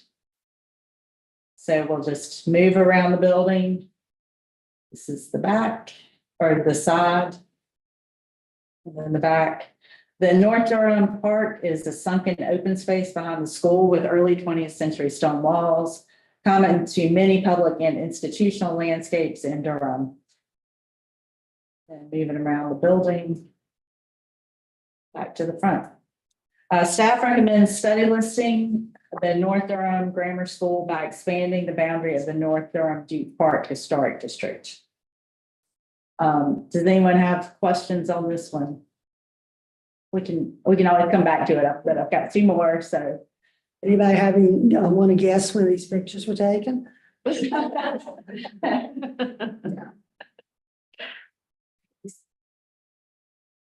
Okay, moving on to another cemetery. The Gear Cemetery is located in Durham County. We're right back. We've moved over just a little bit from where we were. And this little segment of railroad track here will help orient you on this plat map. This is the plat map of the Gear property. And this is the tract of land where we're going to talk about that by the time this map was made had been used as a cemetery for decades. In 1872, Durham had opened Mapleview Cemetery for its white citizens, but that cemetery prohibited Black burials. In 1876, when an 11-year-old African-American farmhand on the Gear plantation was accidentally dragged to death by a horse, this is where he was buried. And the following year, in 1877, Frederick and Polly Gear sold this tract of land to 3 men, John O'Daniel, Nelson Mitchell, and Willis or Willie Moore, who were acting as cemetery trustees. This is an article published in the Durham Sun in 1897, and it describes a full cemetery with many wooden markers and only a few stone markers. Today, the cemetery is bounded by houses on 3 sides and a parking lot on its eastern side. Burials include Durham's most prominent Black citizens representing business people, educators, and ministers. Many of the burials are of formerly enslaved people, war veterans, and victims of the 1819 flu pandemic. Many of the families associated with the Gear Cemetery had strong ties to the Hayti neighborhood, which the Durham Freeway mostly obliterated. The cemetery may contain as many as 1,500 burials, with oral traditions suggesting burials on top of one another. Stone and concrete markers are scattered throughout the cemetery, but the vast majority of burials are unmarked and no wooden markers remain. In 1927, the city of Durham opened Beechwood Cemetery for African-American burials, and the last burials in Gear Cemetery seem to date from the mid-1940s. Because the Gear Cemetery received a grant from the Emergency Supplemental Historic Preservation Fund, which you hear us say hurricane grants all the time, we already have the National Park Service's conclusion on this cemetery, which states that the cemetery is eligible under Criterion A for its association with the broad patterns of our history as a tangible resource representing a Reconstruction era Black community that was, in essence, decimated by road construction and urban renewal in the latter part of the 20th century. So staff recommends study listing the Gear Cemetery. Any questions? Okay, we'll keep on trucking. Okay. The barns, garage, and shops. This is in Johnston County, so we've moved a little bit south and east of where we are right now. And the garage is located up here in the corner of Johnston, sort of the top corner of Johnston County. And it's the long building running parallel to the road, and it also includes this square rooftop you see down just off the southern end of the long skinny building. And then this is the look at the front of it. Walter Barnes joined the U.S. Army, where he became a mechanic and served in World War II. After the war, Mr. Barnes built an automobile garage on the side of the road where the pond is now. That burned in 1960, and he constructed this building to replace his first garage. Over time, he expanded the building to include a barber and beauty shops and a grocery store, and he built the pavilion over to the right-hand side to shelter a cucumber market. Mr. Barnes opened his building to the community for use by local Black County agricultural extension agents and home economics teachers for meetings, classes, and demonstrations. And he rented chairs in the barber shop free of charge to young men who were getting started in barbering. He was also a devotee of baseball, and he tried out for the Brooklyn Dodgers. He didn't make the team, but he hosted baseball games on the land behind the shop and allowed neighborhood families to act as consultants to make a little extra money. In short, he created a social and commercial hub that supported career development and economic development and social activities for the local population. Mr. Barnes stopped working as a mechanic around 2000, and his son had operated a car repair business here until 1998. Mr. Barnes died in 2010. The barbershop, beauty shop, and store were in the brick section. The shops stopped operations in the 1980s. The baseball field was originally to the left of this image, or to the north of the garage, and its last iteration was situated behind the garage, and no obvious evidence of the baseball field remains today. The pavilion sheltered the cucumber market. Here, Mr. Barnes operated essentially a buying station. Farmers would bring cucumbers here to be graded and weighed, and Mr. Barnes would then buy the cucumbers and transport them to Mount Olive, where he sold them to the pickle company. Cucumbers were graded as 1s, 2s, or 3s. 1s were smaller and more valuable. And the operation provided local farmers with income, and also local Black men with jobs, as well as some women. He did employ some women in this effort. This is the south end of the garage. And then the north end. This is a very neatly drawn measured drawing. So here we are inside the garage section.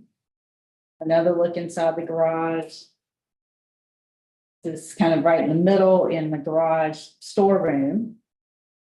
This is inside the barber shop area. The grocery, beauty parlor, and then to the cucumber market or cucumber pavilion.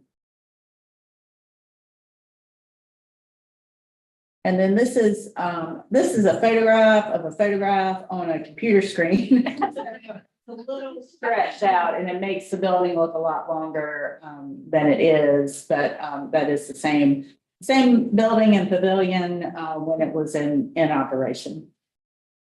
The Barnes Garage and Shops served as a small but important community and commercial center for the Black community in the northern corner of Johnston County. A lack of maintenance has eroded the building's historical integrity, but it currently retains enough integrity to convey its significance as a center of Black commerce. And staff believes the Garage and Shops could be a candidate for the National Register for its association with Black history and commerce. However, the building and site do require maintenance and stabilization, and that does need to happen in the very near future in order for it to retain that integrity. You can see some holes in the roofs there. So that concludes my presentations. Any questions about any of those three? Is there any chance of getting some patches on the roof? I don't know any chances of getting the roof patched. I think that the applicant is really interested in her father's history. And this is a part of recording that and recognizing that. I don't know that they have any immediate plans for the building. But that is something we will be communicating back to them, that it needs to have some maintenance and some mothballing at least. Thank you.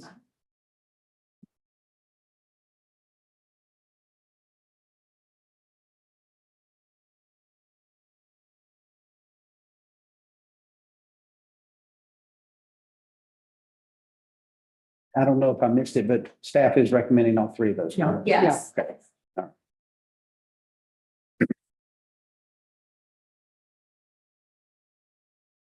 We need a motion. So we didn't vote? We'll do it at the. Okay. Oh, okay, gotcha. Oh, we're doing the whole region. I got it. Whole region. Gotcha.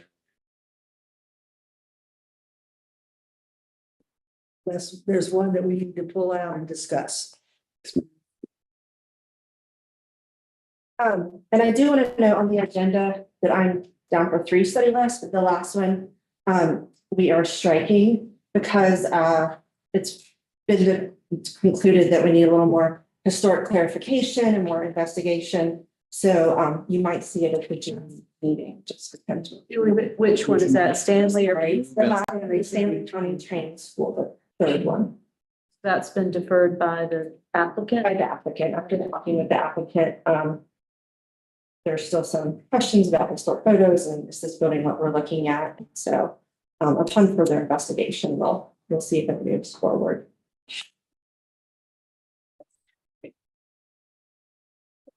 The first up is the Johnston Building, located in Charlotte, Mecklenburg County. Mecklenburg is the far western Piedmont. The city of Charlotte takes up the majority of the county, and uptown Charlotte is at its core. The Johnston Building is located at 212 South Tryon Street in Charlotte's main, which is Charlotte's main north-south corridor, bisecting the uptown. Charlotte's a new South city that exploded with growth, mostly in the financial sector in the later quarter of the 20th into the 21st century. And due to that rapid growth, many historic buildings have been greatly altered or are no longer extant in the name of progress. Seen here on the HPO web map at the right, the properties with a black dot indicate the historic resources that is gone. And there are a dozen or so of those properties within just a couple of blocks of the Johnston Building. The building is roughly located on 0.27 acre rectangular parcel fronting South Tryon. The building largely constitutes the size of the parcel, and it was originally constructed as 15 stories in 1924. 2 additional stories were added in 1929, and the 17-story steel frame building is clad in limestone at the south facade, and the secondary elevations are clad in brick. All elevations feature replacement 1/1 double hung metal windows at the upper floors, which appear to date to the 1981 through 83 renovation. When the Johnston Building opened to tenants in 1924, it was the tallest building in Charlotte, and it was named for the Charles Worth Johnston, who was a major investor in the project. The original 15-story office building was designed by acclaimed New York architect W.L. Stoddard, with a grand front entrance and first floor lobby design. Both still exist today and boast of 450 individual offices and tenants, including Bell South, various cotton brokers, and realty companies when it first opened. It's highly sought after. In the 70s was a time of great economic change and urban redevelopment in downtown Charlotte. Eventually, it grew to the largest banking capital in the country behind New York City. Even the Johnston Building was considered for redevelopment in 81. Fortunately, the building was preserved and only renovated. I know there's a lot of words here, so I'm just going to briefly go over it. In 1980, a letter was sent to the keeper at the National Park Service from our state office with a completed Part 1 application for historic tax credits, stating that it meets criteria for inclusion in the National Register. Plans were underway to complete a nomination, though it never came to fruition. In August of 1991, it was determined to have a statewide level of significance. And in 1992, the Johnston Building was designated a local landmark for its exterior and certain interior features, including the first floor, marble staircase, and elevator lobbies, which you'll see as I tour around the building here. So the south facing facade is the most ornamental of all elevations, with a granite water table extending along the base. The first 2 stories of the building are defined by the 3 arched bays containing storefront windows and a primary entrance at the center. The window glazing is non-historic and likely replaced during the 81 through 83 renovation. The 3rd story replacement 1/1 windows are beneath the string course that separates the base from the shaft of the exterior. Between stories 4 through 11, there is minimal ornamentation. The 12th through 14th stories are set above another string course, distinguishing the shaft from the capital of the building. The 16th and 17th stories, constructed in 1929, are relatively void of ornamentation. We'll now move around the building, and this is starting from the west elevation. So it's clad in a buff brick.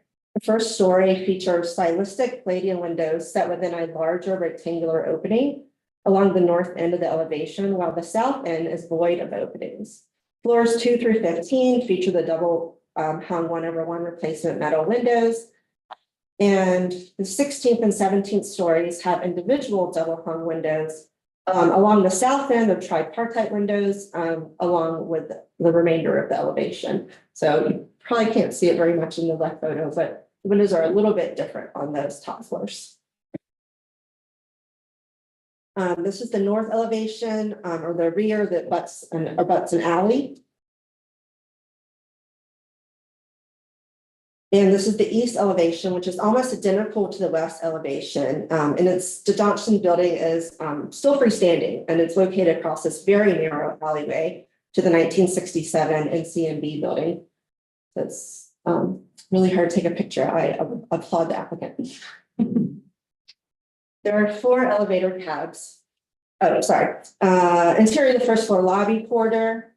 You can see all the elements here. There were originally places for tenants, storefronts, things of that nature. Here we have the 4 elevator cabs, and 2 utilitarian stairwells were accessed on the upper floors. There's a picture of that later. The lobby also features a historic marble staircase extending between the basement and the 2nd story. The upper floors have functioned as leasable tenant space since the building's initial construction. As such, the upper floor levels have routinely been updated to meet the needs of the various tenants. Finishes, however, generally date to the 1980s renovation of the building. Although the finishes were changed, the primary public circulation of the building has remained central to each floor plan. And the upper floors feature a variety of layouts beyond the elevator lobby. Certain floors have a more open floor plan, like this one shown here, with a few walls. While other features in the individual tenant spaces with varying floor plans and finishes, lots of drop ceilings and interior spaces that have been broken up. So this is the 17th floor corridor. And there are many examples of pre-1930s skyscrapers in North Carolina. However, most in Charlotte have been demolished in the late 80s. And the First National Bank building at 110 through 112 South Tryon Street, seen here, with a photo from 1930 on the left and a street view from Google on March 2020. Is a similar building, skyscraper of the time, yet it is not completely freestanding like the Johnston Building. The proposed boundary is the parcel line indicated in red. In summary, staff recommends the Johnston Building for placement on the state study list at the local level for both criterion A in the area of commerce and C for architecture. It retains a moderate to high degree of integrity. So, any questions, or I can move on?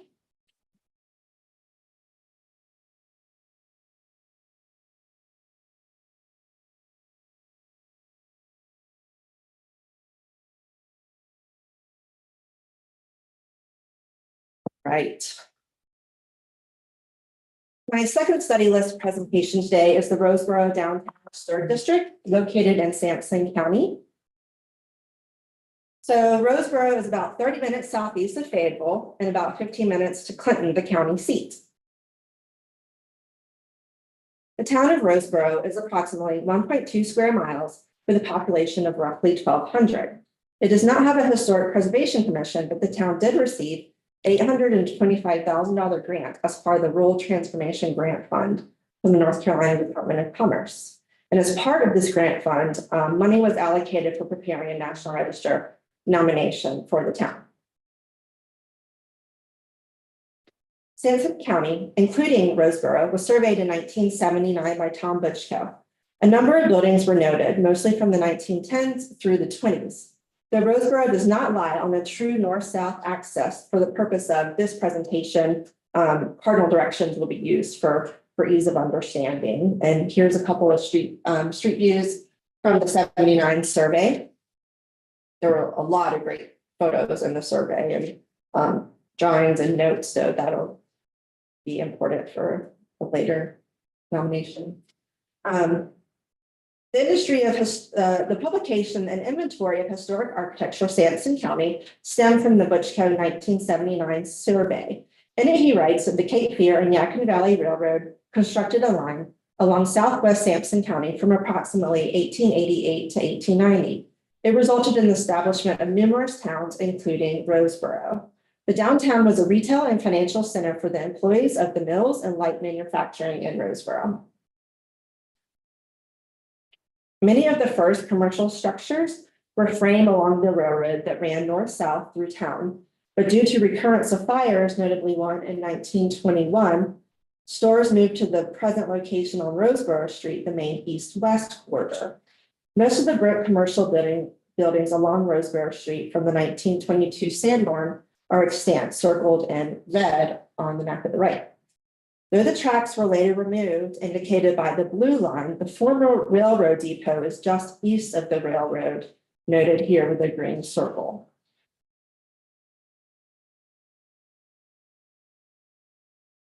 The majority of the surviving structures were built around 1922, with a few exceptions. 1910 Kohari Bank Building at the corner of Railroad and Roseboro Streets, and West and Tart Pharmacy and General Store, built in 1919, just a few parcels west.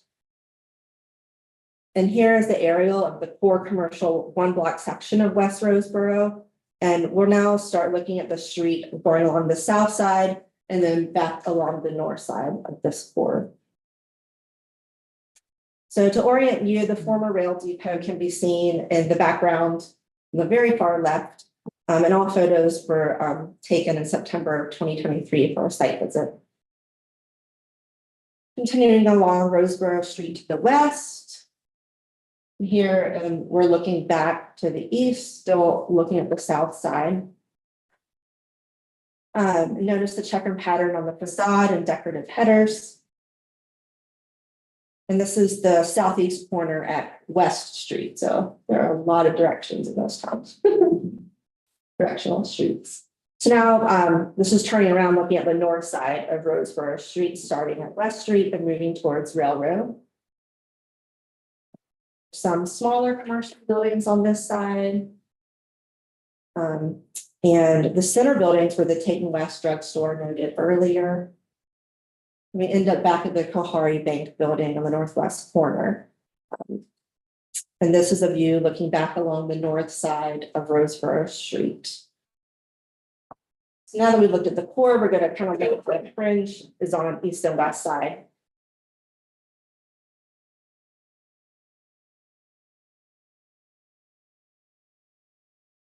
So now we're looking north on Railroad Street towards Roseboro Street. Note the former depot on the right. It was moved back from the rail line, so it's still facing the same direction, but it was moved. So that's just something that people in the town let us know. And actually, you can see it on the Sanborn maps that it's not quite lined up the way it used to be. Still looking north on Railroad Street at Roseboro Cross intersection. This is the Google Street View from February of 2023. You can see that the city park where there's a city park where the rail line with one-way streets east and west on the side of the former rail line. Another notable building is 108 Northeast Railroad Street. This small two-room building was built circa 1897. The building has made many such uses, such as a doctor's office, post office, barber shop, and finance office. And here's a view on Roseboro past the city park, which is across from the former depot. And here we have a view looking east on Roseboro with the former depot to right. So I've just kind of like turned around to the right. There's the depot on the right. So now we're going to look at the west portion, west of the core of the commercial district. This is the street view looking back on Roseboro Street. Of local significance is a building at 212 West Roseboro Street. It was the location of the first hospital and now home to the Beatitude House, an organization with a partnership of local churches. This is the building between the Beatitude House and the beginning of the core commercial block. And here's a view turning north around that building toward the west on West Street. There are some interesting buildings in this section thought to have maybe been African-American part of town. And this is looking back towards Roseboro Street, that same building on the left there. So this is the proposed boundary in red by the applicant. And after a site visit and some discussion with our staff and other staff, the boundary would likely be much smaller. Something like that portion of the east of the railroad street, excluding that. Of course, though, would ultimately be decided during the review process. So you're not necessarily saying yes to this green area as being the only defined study list area, but it is nice to just give consultants kind of an idea of what we're looking at. So in conclusion, staff recommends the Roseboro Downtown Historic District be placed on the state study list under criterion A in the area of commerce. That includes sweet little Roseboro. It is a great effort in their town. So just one little question.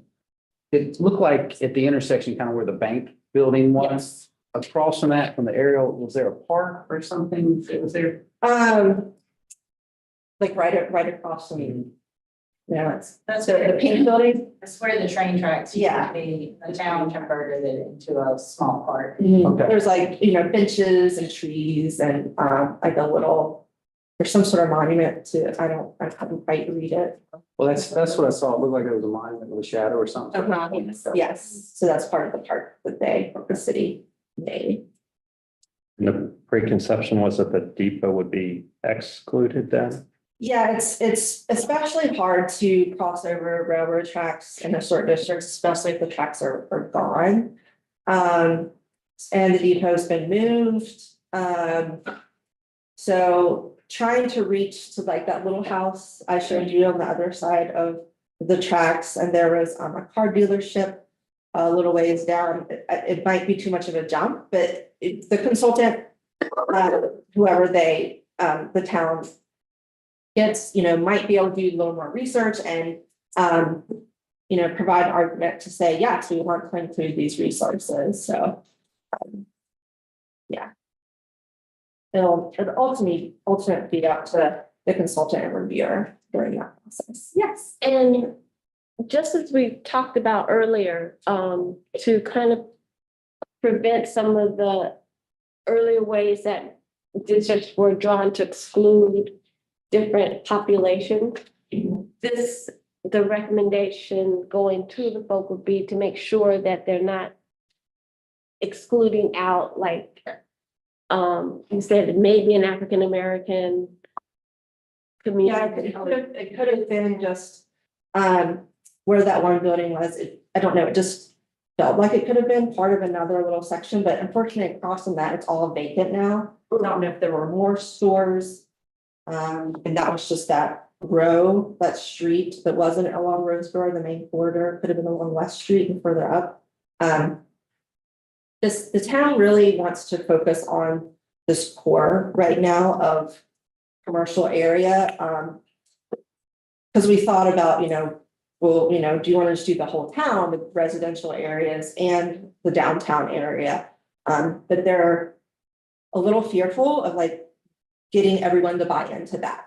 So it's sort of like the idea of, let's do the commercial historic district first. Let everyone see how well that's going, and then perhaps later they could, come back and do a residential area or expand it to be something more than just commercial area. But I'm just suggesting Oh, that yes. commercial, Black folks were doing commercial business, so to be mindful of that, it might be a little bit harder to see, but make the effort to. We will definitely note that when doing the review process. In the section that you showed, the larger area, and then you showed the green Mhm. section that might be brought to that. Is that including the area that Dr. Johnson's talking about? So the one building that, I haven't done research about the town as far as historically African American. It's just kind of something when we were there, it was sort of just a thought. I don't know if we had anyone on the tour that actually knew. But it was the building with the big arch. Is right here. And so this is all vacant across from it. And that building is actually gone too. It's like recently. So But that building there is the one you think might be. yeah, so it is included. What's the time period here? We don't really have a suggested period of significance, probably from when the railroad came. And that's when the town started, so 1890 through, I think the application said through the boom era of 1949. But looking at the resources and things that might be extended further than that, it's just something to be explored. Thank you. There was one, African American, like a pool hall, Right. place, and that's across the street. It is. From the building with the big arch there. And when I saw it, we were on the street and I thought, well, that looks like an old building in there. It's all covered up with vinyl. But it kind of also felt like maybe even something like a Masonic hall kind of thing. Yes. Yeah. And so I asked one of the guys on the tour with us, and it had been his uncle or something, it'd been somebody in his family. And it was only built in 1970 something, 75. It wasn't that, it wasn't nearly as old as I thought. In one more year. Any other questions? Any other questions? Thank you very much. All right, our last presentation, Mr. Smith. For another cemetery. We get a lot of questions about cemeteries. Yeah.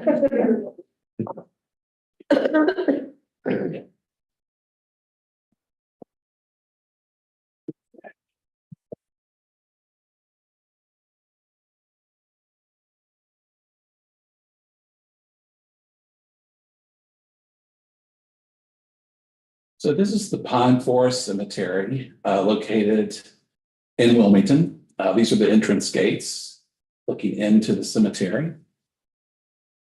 Pine Forest Cemetery is a 20-acre African-American burial ground located in the northwest section of Wilmington. Cemetery maintains its original entrance at the north end of North 16th Street. The asphalt entrance drive is flanked by 2 brick pillars which support an arched iron sign displaying the words Pine Forest Cemetery, which it's kind of hard to see, but you can make out the arch right there. Oh, yeah. So just to kind of give us our bearings, these are some location maps. So located in northwestern New Hanover County, Pine Forest Cemetery, again, is situated in the northern part of Wilmington. delineated by the star here, and it's surrounded by cemeteries. So this undated aerial image on the left and the current data in HPO Web on the right both illustrate the meandering path that guides visitors into and back out of the cemetery. As shown in the map on the right, Pine Forest is adjacent to the historically white cemetery Oakdale, which dates to 1852 and was placed on the study list in 2000 to the north and to the west, right here.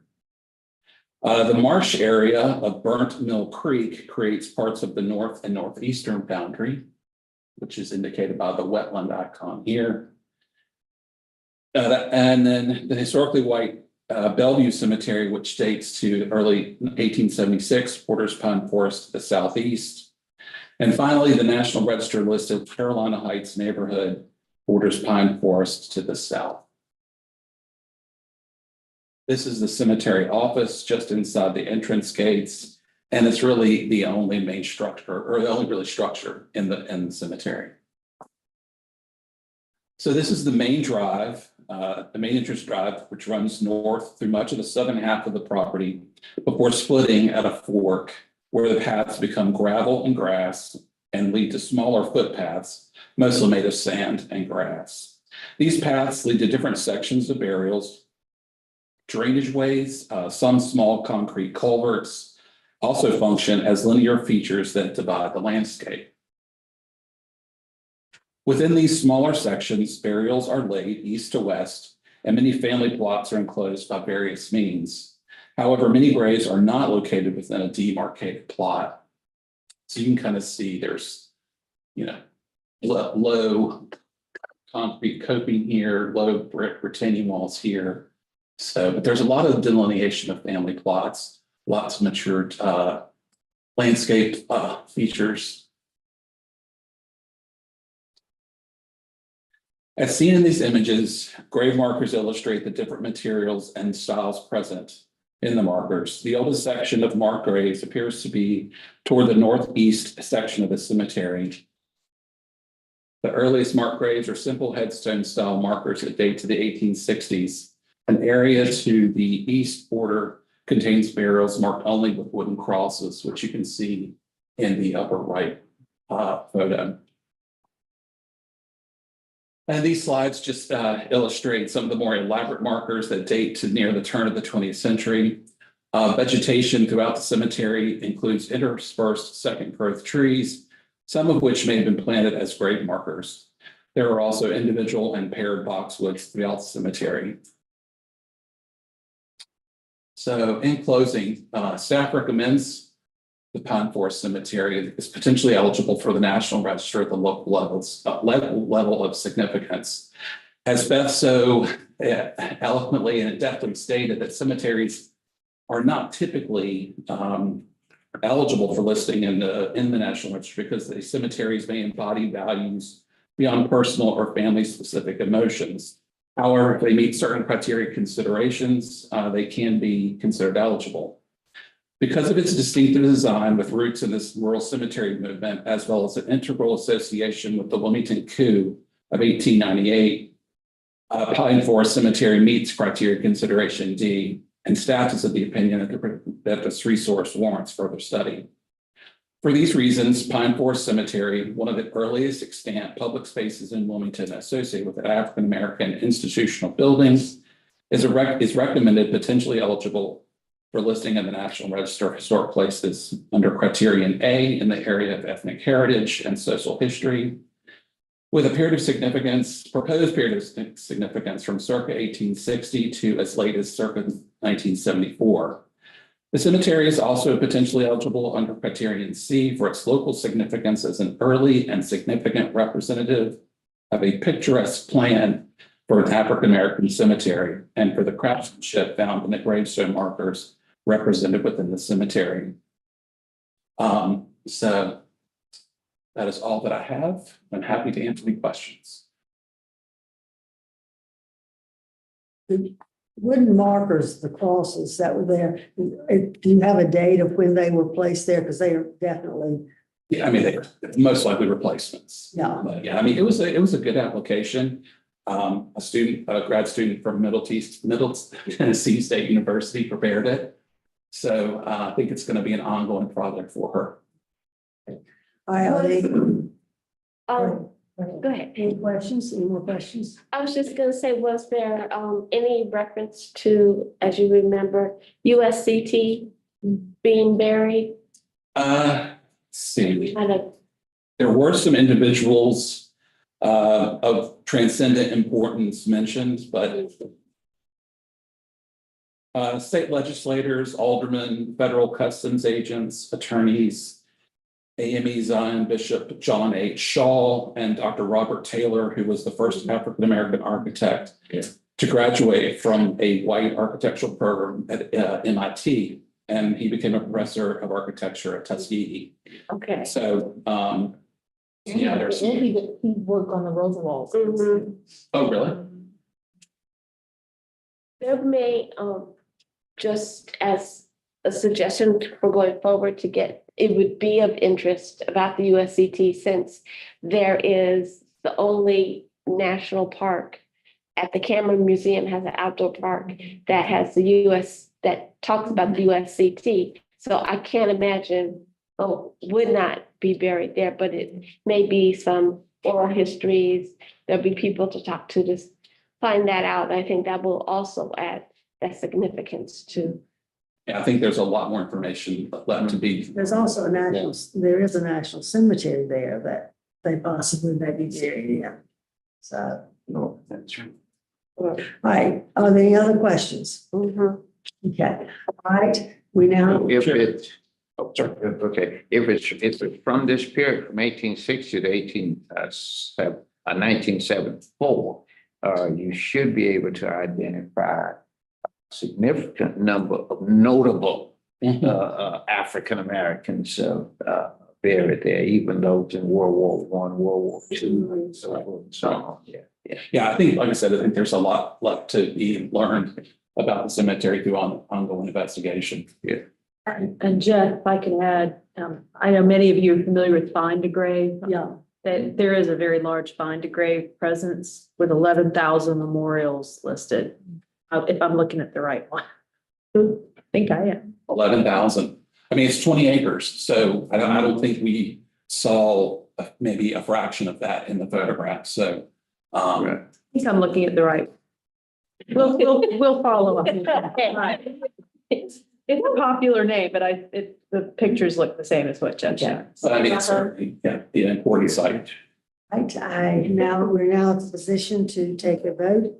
Do I have a motion on Central Regions nomination? So moved. And that's with the removal of, Yes, the one that we voted. we'll defer that for the applicant. Okay. And I'll second that. Right, is there a second? I second. Second? I do not. And the motion was by Mayor Clark. Yes, Mayor Clark made the motion. Dr. Denard seconded. All in favor, say aye. Opposed?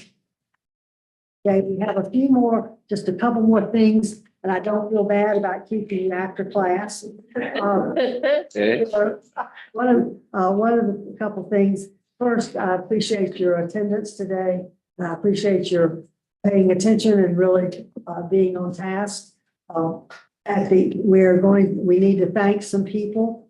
The gentleman who brought in a brand new screen for us this morning. And on a short notice, and he had to do some behind the scenes to keep that screen and everything else working, to keep it out on YouTube. Matt Zaire. Matt Y'all have Zaire. seen that Yeah. before. And also I'd like to thank Sharon Hope for two things, for our good food and for this. Yes. Please, she's the one who figured out how we could get a parking pass.